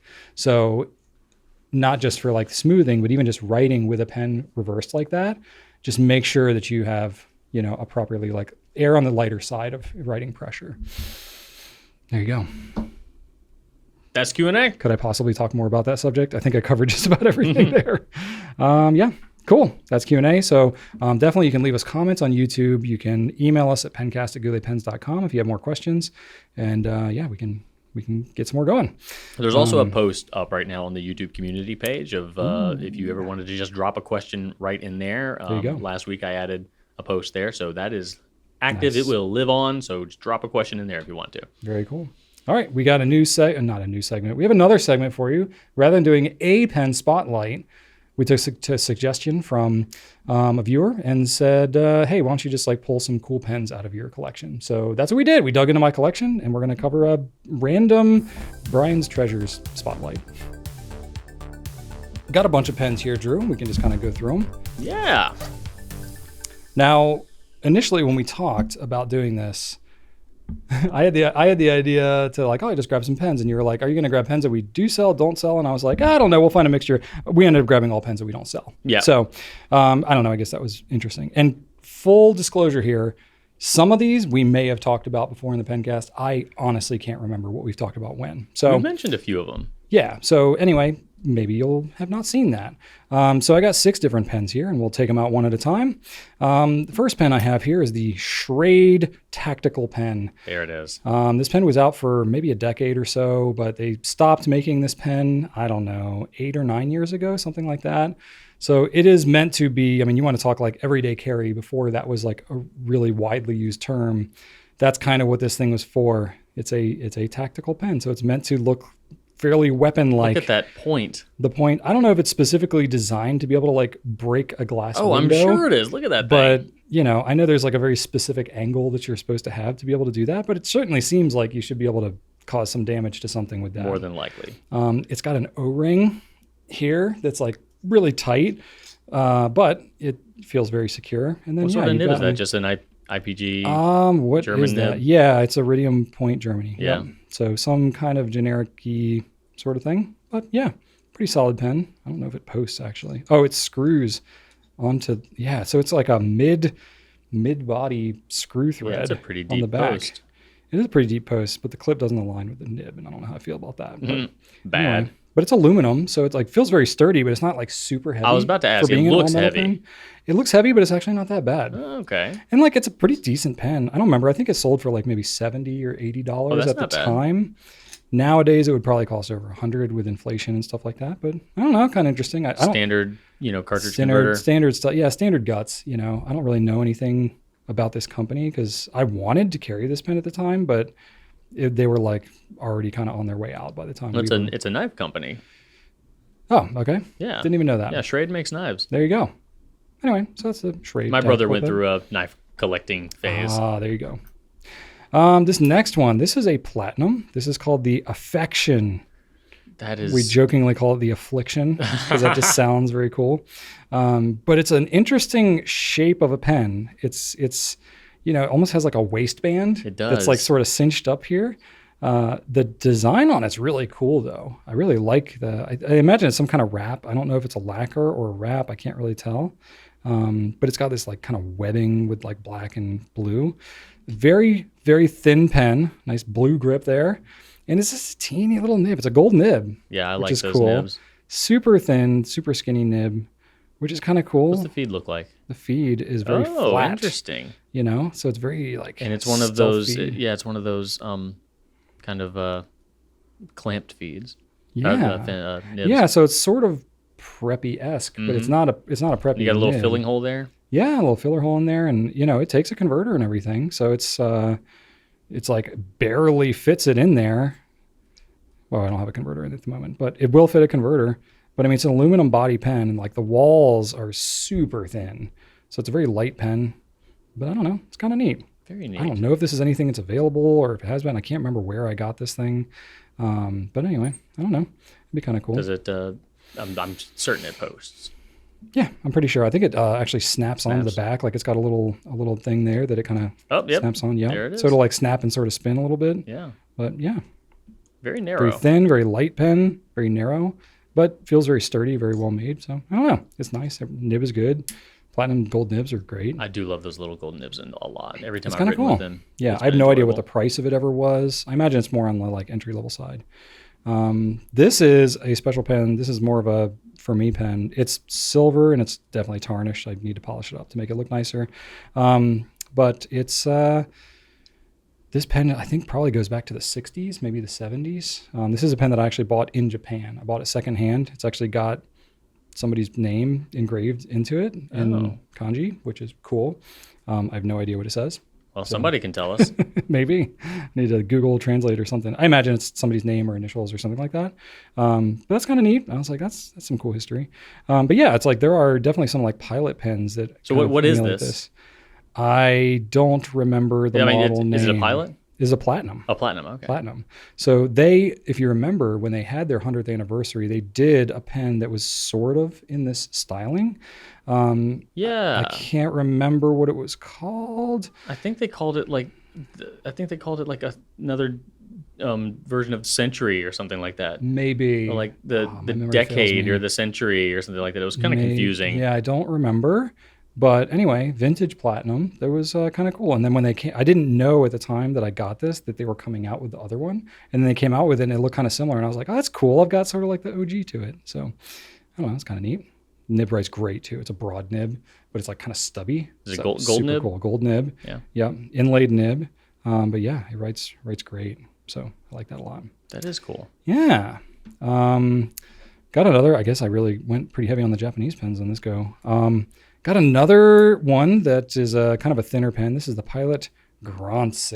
You know, you mentioned this one not too long ago when we were talking about pens that we couldn't get here in the U.S. Yeah. And I remember you had mentioned this one as one you'd like to have, and would. someone in the comments said that surprised them because it is a thin It's and a thin narrow pen? pen. Yeah, and they said, That's I'm fair. surprised that Brian finds that appealing. I'm really picky about those. And I haven't really written with this pen all that much, so maybe that's part of it. I just like the way that it looks. But it's got some similar elements to it that the Affection does, actually. Maybe it's just that blue grip or something. Well, look but at the cap. It has that same sort of... It's got the same kind of like webby, Yeah. swirly kind of a thing, which is cool. Maybe it's just so different for a pilot. I wonder really if that like was it. very much like an early 2000s thing. I don't know. I don't know if they still make this. I don't know if this was Japan only.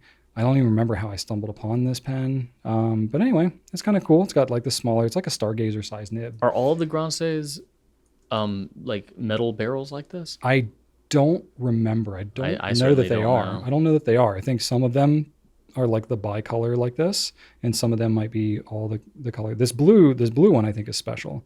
I might have gotten this one in Japan too. Look at that here. Can you turn around that feed? That feed looks unique. Feed? No, it doesn't. No, Never mind. It's like what's on the Stargazer, I think. It's Yeah, similar okay. design that you have on the Custom Yeah. 74 and all that kind of stuff, but just slightly smaller. Yeah. I don't know if it says what size it is on there. No, I don't know. But anyway, but it's got like a G in the middle of the nib, I guess, for Granse. So I don't know. I don't really know. Oh yeah, look I at don't that. really know a whole lot of backstory to this thing, but my guess is this thing would probably be in like the 200 or 250 range if it were to be available. So I don't really know. This is something that we've asked Pilot about and Pilot USA, and it's like, oh, well, I'm not really sure. You really think it'd be up at that high? Probably. I don't know. This pen, this is not a fountain pen, to full disclosure. In fact, the next two pens are not fountain pens. My apologies. This, Drew, is a ballpoint multi-pen. Oh no. But I bought it for the design. It was That is a cool Again, this design. was in Japan. I bought it at Atoya. Oh, you have talked about this. I have talked about this Yeah. one, but like a beautiful This is not what I was blue- picturing when you were talking about it Right, at all. right. A beautiful blue Mount Fuji. I saw Mount Fuji when I was there, so it was like, okay, this is really cool. But it is a multi-pen, so it's kind of cool. So it's got a red ballpoint. It's got, you twist it again, and it's a, what is that? I think that's a pencil. Yeah. So pencil lead. So that's kind of neat. If I go back the other way, it's got a, what is that, a black ballpoint. And is that it? 2 ballpoints and a pencil. Three. Yeah. Red, black, and pencil. That makes sense. Something So that 3 in 1. thin giving you 2, that's pretty cool. Yeah, kind of Three. neat. And then like Mach-E, it's, basic Mach-E. Yeah. But it looks really good. I'm sure it's like stick-on Mach-E Yeah. for the price. I want to say this was like $50 or equivalent in Japan. So, probably be, double that if it was to come in the US, but That's still I don't cool. know that it's available. And then the last one is cool. This is a Lamy pen. This is the Tipo. Yeah, I picked this one out because I just love this. Yeah, I believe this was a special edition. In fact, when they did their event in New York back in 2018, I think they might have done that for this one, but I think the white was a special edition. So it's a ballpoint, but when you have the tip come out, the back of the pen comes out too and extends into like a more full width pen. I just think that's a really cool No, it's so smart mechanism. because it's small when you need it to be. Yeah. And it's just got the little roll stop, sort of like the Dialog CC does. So that's kind of neat. It looks really kind of weird. That's a great but it's fiddle also pen, really though. cool. I mean, yeah, this is a fiddle pen to be sure. And I don't know, that's just a lot of fun. So how do you take it apart? I believe you just unscrew it like you would the grip of It's a just got a fountain standard pen. Lamy I thing in mean, there. How about that? Look at that thing. Oh, that's a little one. Oh, it's a little Oh. M22. So yeah, you'll use this thing up in like 10 minutes. Oh, I haven't. Oh my gosh, I've So- never seen that. Yeah. Well, we don't deal with roller balls really, so yeah. I've never seen any rollerball refill that small. So tiny, but it's pretty cool. I don't know. Lamy design is really cool. They have a couple of really cool like ballpoint pens that it's like, I wish we like sold those because the design is neat. But I mean, we could, and no one would buy them. But well, yeah, I mean, we could just buy it for ourselves. And that's it. Anyway, so just some fun pens out of That my is collection. cool. Yeah, I thought you all would enjoy seeing this. that was a fun little adventure, Brian. Yeah, Thank you for that. just taking you on a tour. That was enjoyable. I think we're on to what's happening, right? Is Yes, what we're we doing are. now? All right, Drew, what's happening in your world? In my world, well, let's see. Let me start off by going back in time when I said that I would kind of like to talk with my grandmother about learning how to sew a bit. Yeah. Are you following up on that? I did. I reached out to her. She was tickled that I was interested in that. You tickled your grandma. I did. And she showed me how to hem a dress. So my wife is 5'2". She makes sure that the quarter That gets is mentioned. very She important doesn't to want to distinguish, just be 5'2". No. So naturally, someone of that stature might find themselves with dresses that are longer than they want them to be. So I had a dress that she wanted a little bit higher, like more to her knee level. And so I brought that to Mimi, and Mimi said, okay, Drew, this one's got a liner to it. So I will hem the outside, and you can hem the liner after you watch me. So I watched her hem. And then I gave it a go. So we got the sewing machine. She showed me what a bobbin was. She showed me how to, hook it all up. And she was doing it kind of fast. She thought she was doing it slow. She was not doing it slow. But I, got the gist of it. I love that you couldn't keep pace with your grandma. No, this no. is really cool. No. She is, let's see. I believe she is, 86? No, 87? She's 50 years older than my brother. My brother is 38. No, 37. I don't know. Anyway, math. Yeah. She's not a spring chicken, but she moves like a spring chicken. Okay. And sewing, she can still do it. So she did it, and I thought it didn't look too hard. And then I did the liner. So I got up to the sewing machine. I got the pedal going, trying to keep things straight. Didn't. Oh. No, didn't keep it straight. Okay. I successfully hemmed the liner, though. The liner's not going to be seen, so it's not a big deal. Mimi knew what she was doing. I was going to say, that's why she gave you the liner. Oh, she knew. Yeah. She knew. She's like, like dealing with a little kid again. Like, okay, Drew, you can help out with... How cute that you want to learn how to sew. Pretty much. I felt like I was a kid again, and she was letting me help cook. She's like, okay, well, you can put this tray of tater tots in the oven and shut the door. There you go. Because you can't screw it up. So I helped cook. I love that. Yeah. So I did the thing. It was a little wavy, but it's fine. The goal was after she hemmed it, you could see the liner was lower. So like, oh, can you fix that? I'm like, yes, I can. It is no longer, the lining is no longer lower than the rest of the dress. So I succeeded. Nice. Don't look at it, but I succeeded. Yeah. So I definitely have some practice to do. Okay. But did you know that in a sewing machine you have a needle, a unit of thread up at the top, and then another unit of thread, spooled inside of the machine beneath the needle? Yes. That's kind of how I felt. Like, yeah, that makes sense.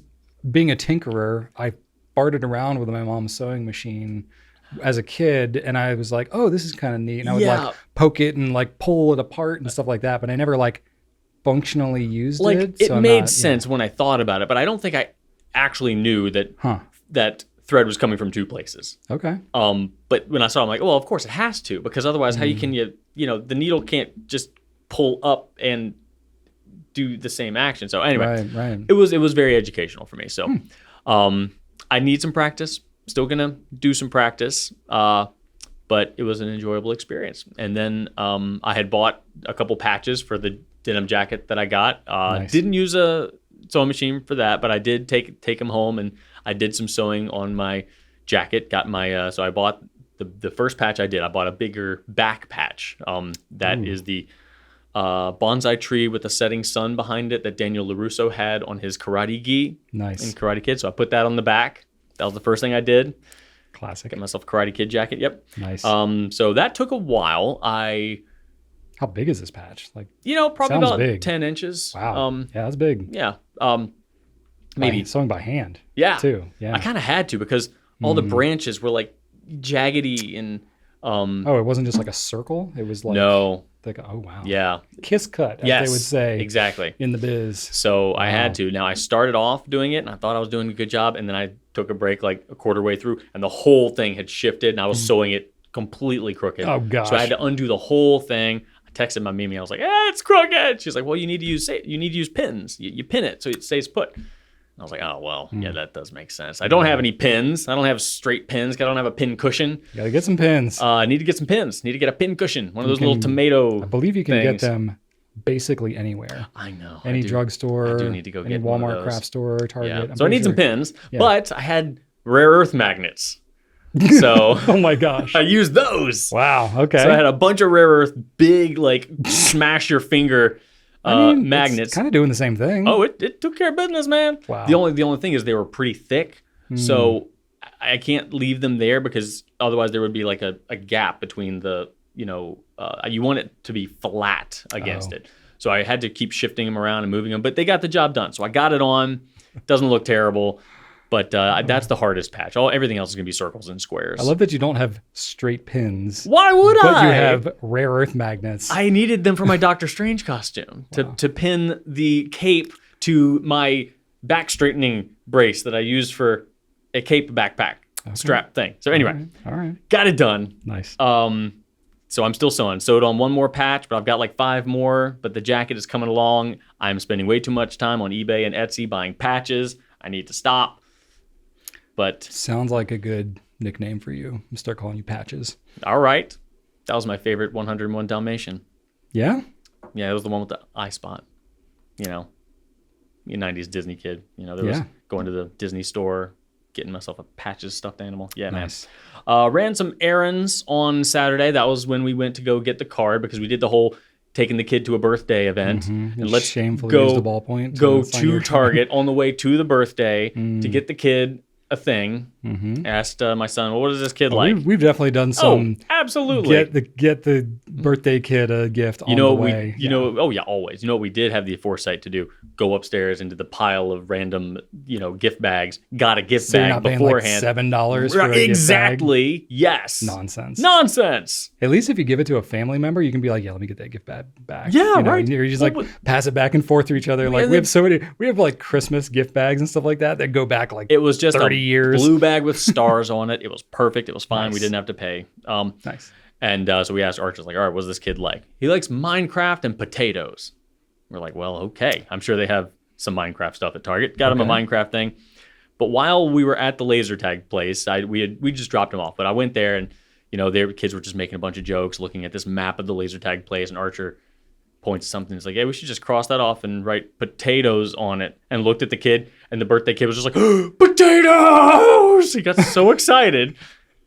And Archer just looks at me like, told you.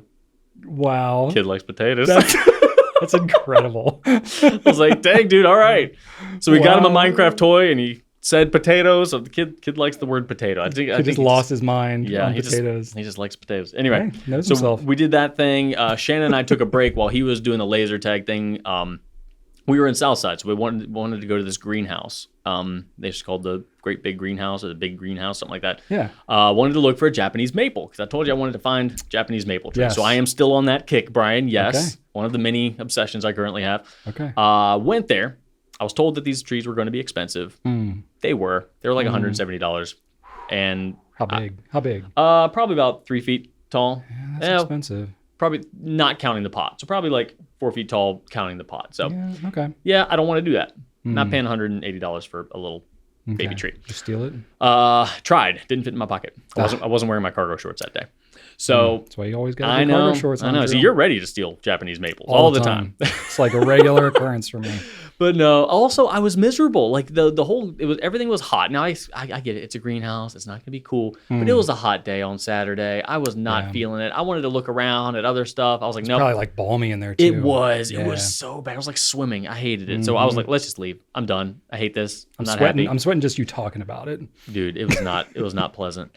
So I was like, forget it. No, expensive, hot. Let's go somewhere else. And wife wanted a donut, so we went to Dunkin' Donuts. It looked like it had been converted from a bank to a Dunkin' Donuts. Okay. We pulled up there. They seemed surprised to see us, and they gave us, a decent donut and some terrible coffee. Did they send you some donuts through like a vacuum tube? You could see where it was covered up. Oh, that'd be amazing. Like you could see where the little drawer had been like just covered with a metal plate.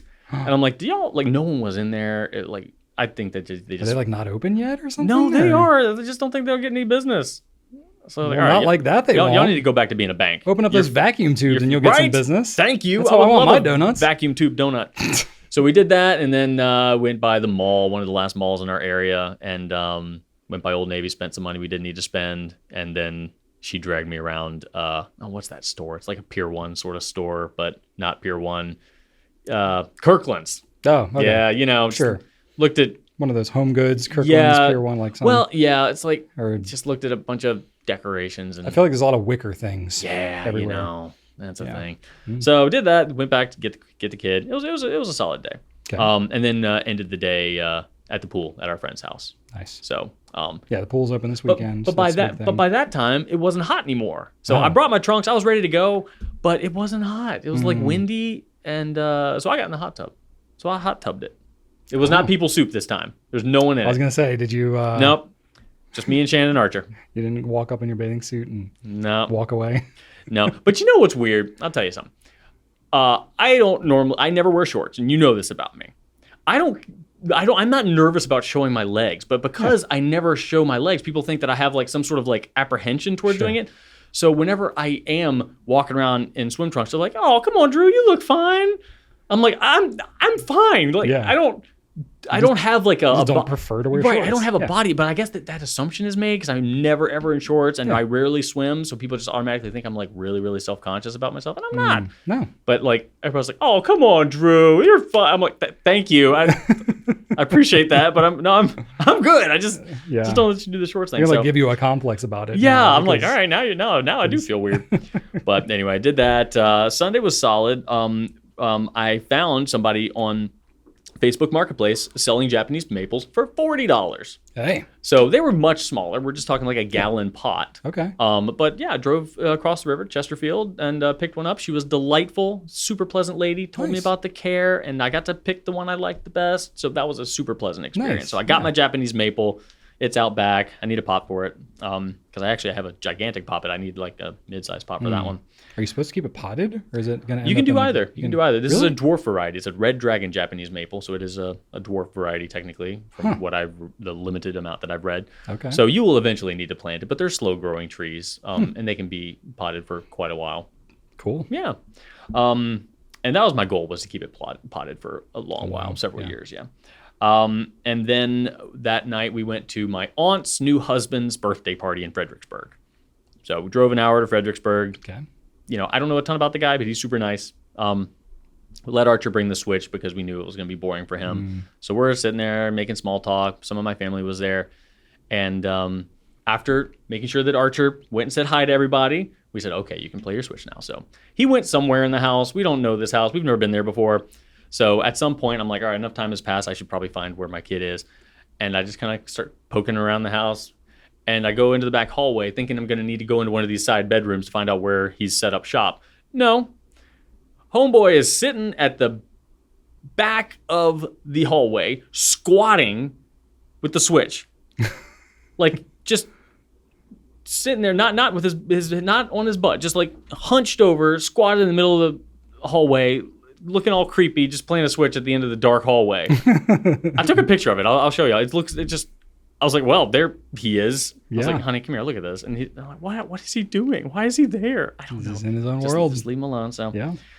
yeah, it was a pretty action-packed weekend. Got a little bit of boring Sounds stuff busy, in there, huh? but yeah, I'd like for it to be more boring, but it was fine. This weekend's going to be exciting too because I'm going to the Triangle Pen Show Yeah. in Raleigh. Raleigh, that's exciting. So anybody that's in the Raleigh-Durham area, come say hi. I will be Yes. there, and I encourage you to say hi to me. I'm there for no Especially other at purpose. that show, because it's not a super crowded show. No, I really am there for no purpose other than to see people and say hi and look at some pens and to look at some pen people.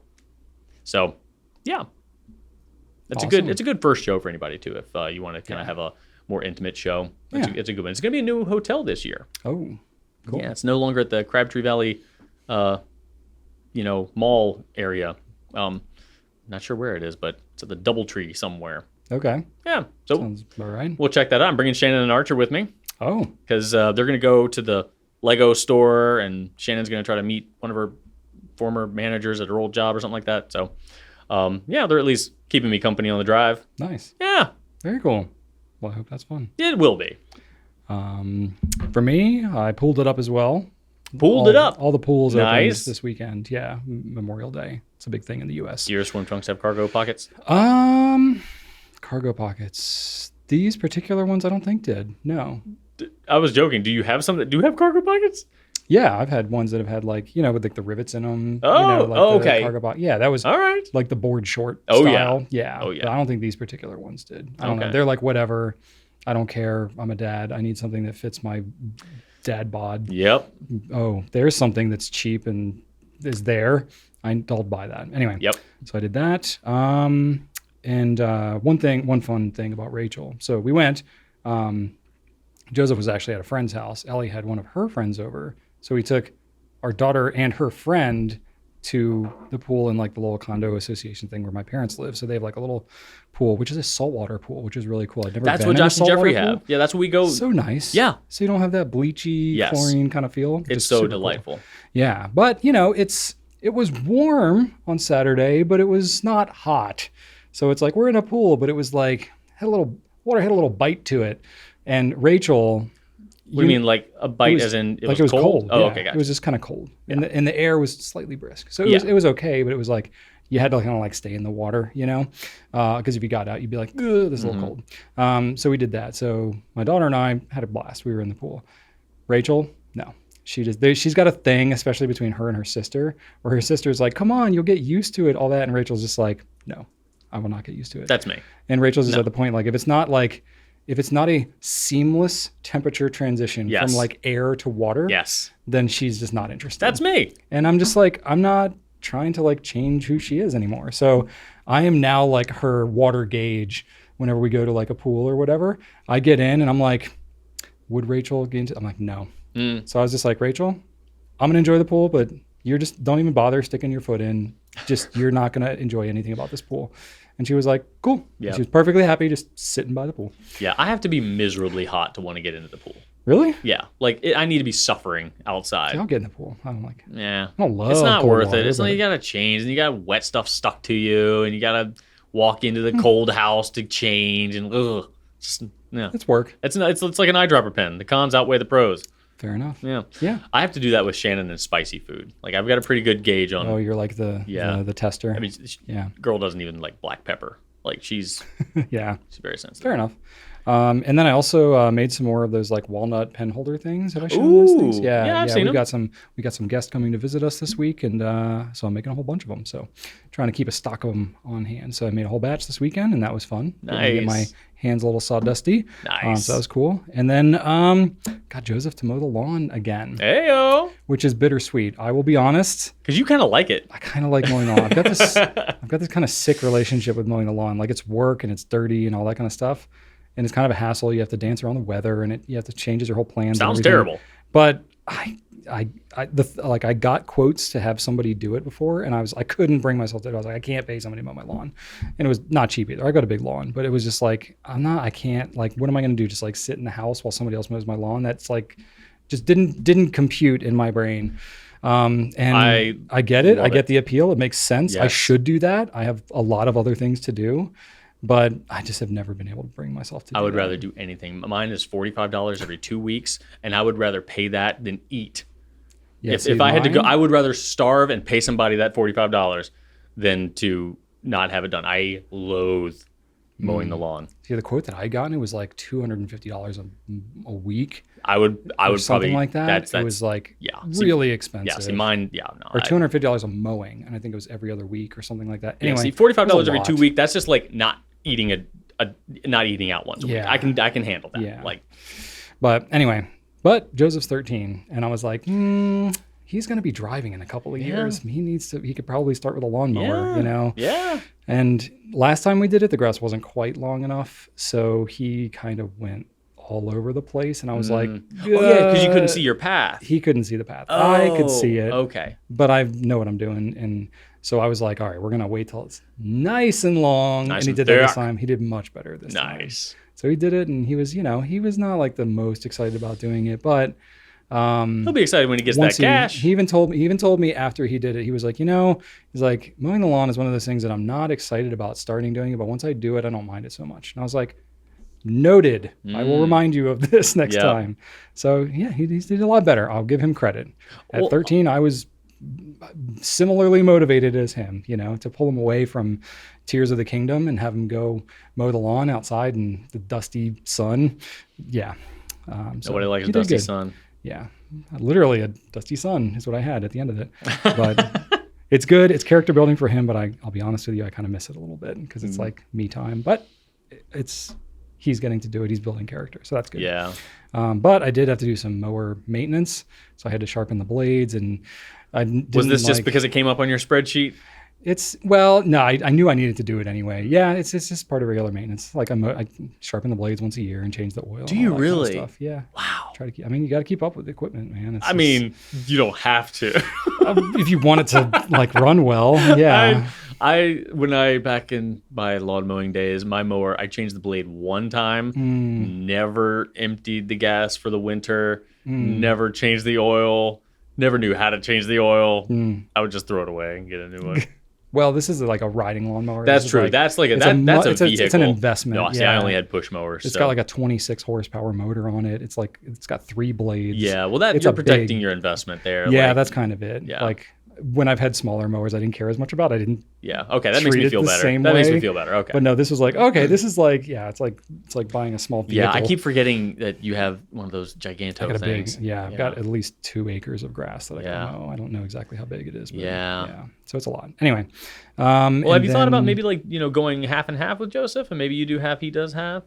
Well, what I'm doing is I'm doing like the trimming. So I'll like do the edging because I don't want to have to worry about like having him hitting stuff and all so that. you get a little bit. I do get out there a little bit. You get the fun part where you actually need to do some problem solving and some turning. Yeah, a little bit. We're going to work him up to that too. But anyway, but then last thing, so last year for Mother's Day, I'd planted all these like lilies and other things like that. I think I remember that. And then they slowly got eaten and destroyed and died in the sun and everything. And I was like, screw this. Yeah. So I really didn't think about doing anything this year.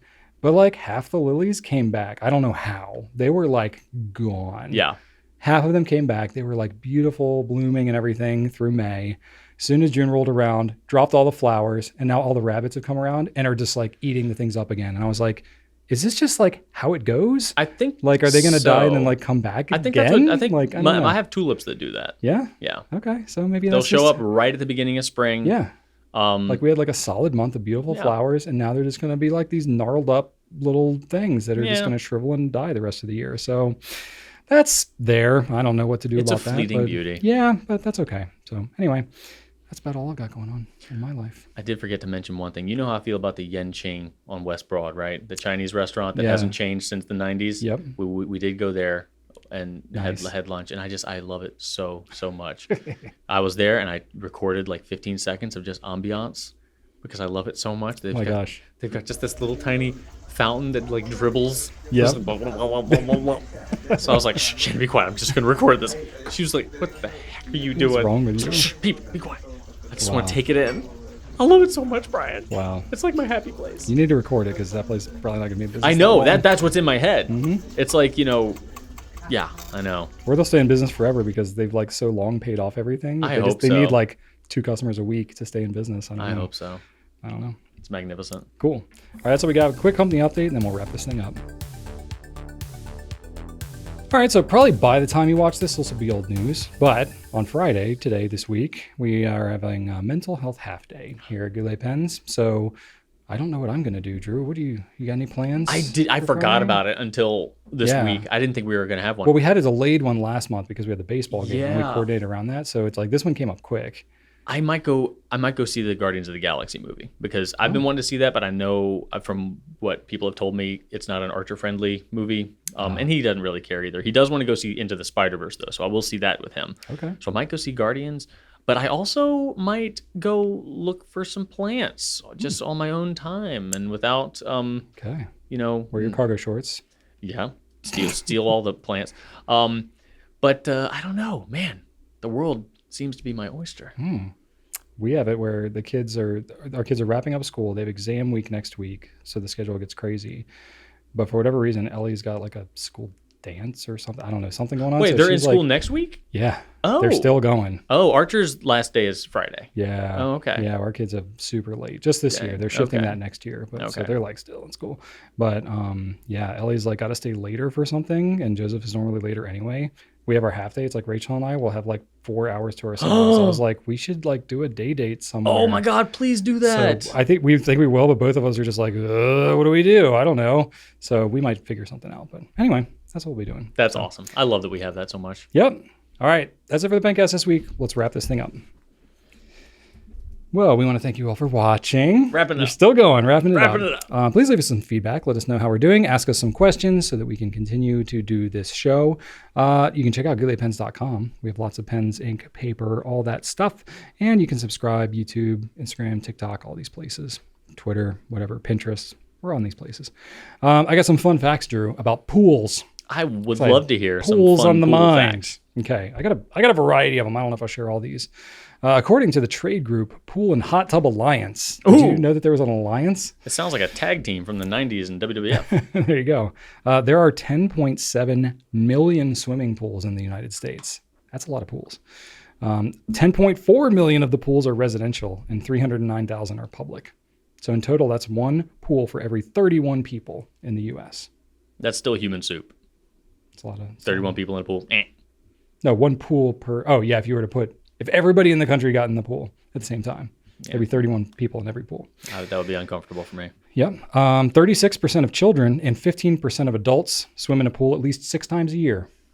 So I don't know if we fall into that. I don't know if I do 6 times a year. I didn't swim at all last year. Well, there you go. You're part of the 85% of adults that don't. Almost 84. The average cost of an in-ground pool is $35,000. Gross.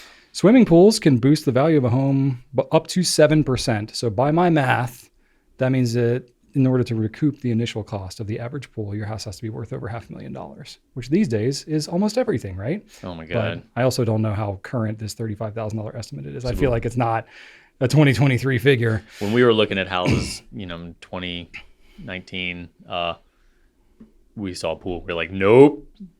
Like that was a detractor for sure. Yep. Well, for some it's a plus, others it's a minus. But I got Scary. a couple more pool facts. Okay. Which state do you think has the most pools? Florida. Florida has a lot. 1.59 million pools in Florida. Shannon lived in Tampa for years, and in her subdivision, a pool was standard at every house. Pretty common. A screened-in pool at that. All of them exactly the same. Know which state has the least pools? Vermont. Wyoming. 3,000 pools in Wyoming, the whole state. Why? There's nobody there. Oh. It's just like nobody in the state. I don't know. Accounting for population, Arizona, Florida, New Mexico had the most swimming pools per capita. Yeah, one swimming pool for every 13 people in Arizona. It's kind of crazy. Anyway, and then if you are getting a pool, to account for maintenance, chemicals, electricity, and more, $3,000 to $6,000 per year is what you're going to pay just in maintenance. So when you add that to the initial cost of the pool, basically, you don't make money on a pool. It's just a big liability. But if you like that lifestyle, go for it. As long as you use it more than 6 times a year. Anyway, there's some fun pool facts, and I'll never talk about it again. Kind of like owning a boat. Oh, yeah, very much so. Yeah. Or a pool table. All these things are treadmills. You're like, yeah, I'll use this all the time. And then you're just like... Yeah. Everything I buy now, I'm like, how am I going to throw this away one day? It's not a bad way to think. Or just, should I even buy this if I'm just going to throw it away one day? Maybe that's a better way to go about it. That is a better way. Somebody, because we were talking about minimalism and ethical consumption last week, which by the way, looking at our views from last week, terrible title. Nobody wants to hear any of that. Wants to click on that. It's just like shaming everyone. I was like, oh, why did I title it that way? We'll have to change that one up. But anyway, somebody said, because someone found it comical that you opened up that question with, I don't know how big minimalism is, but you get the irony there? Oh. Yeah, that was the way you opened it. I didn't even really think I didn't know about it that. either, but someone commented that it was hilarious to them because I don't know how big minimalism is, but ... That's pretty good. Pretty good. Anyway, Turkey hammock. We've kept y'all long enough. Thank you so much for watching. We'll catch you next week. Right on.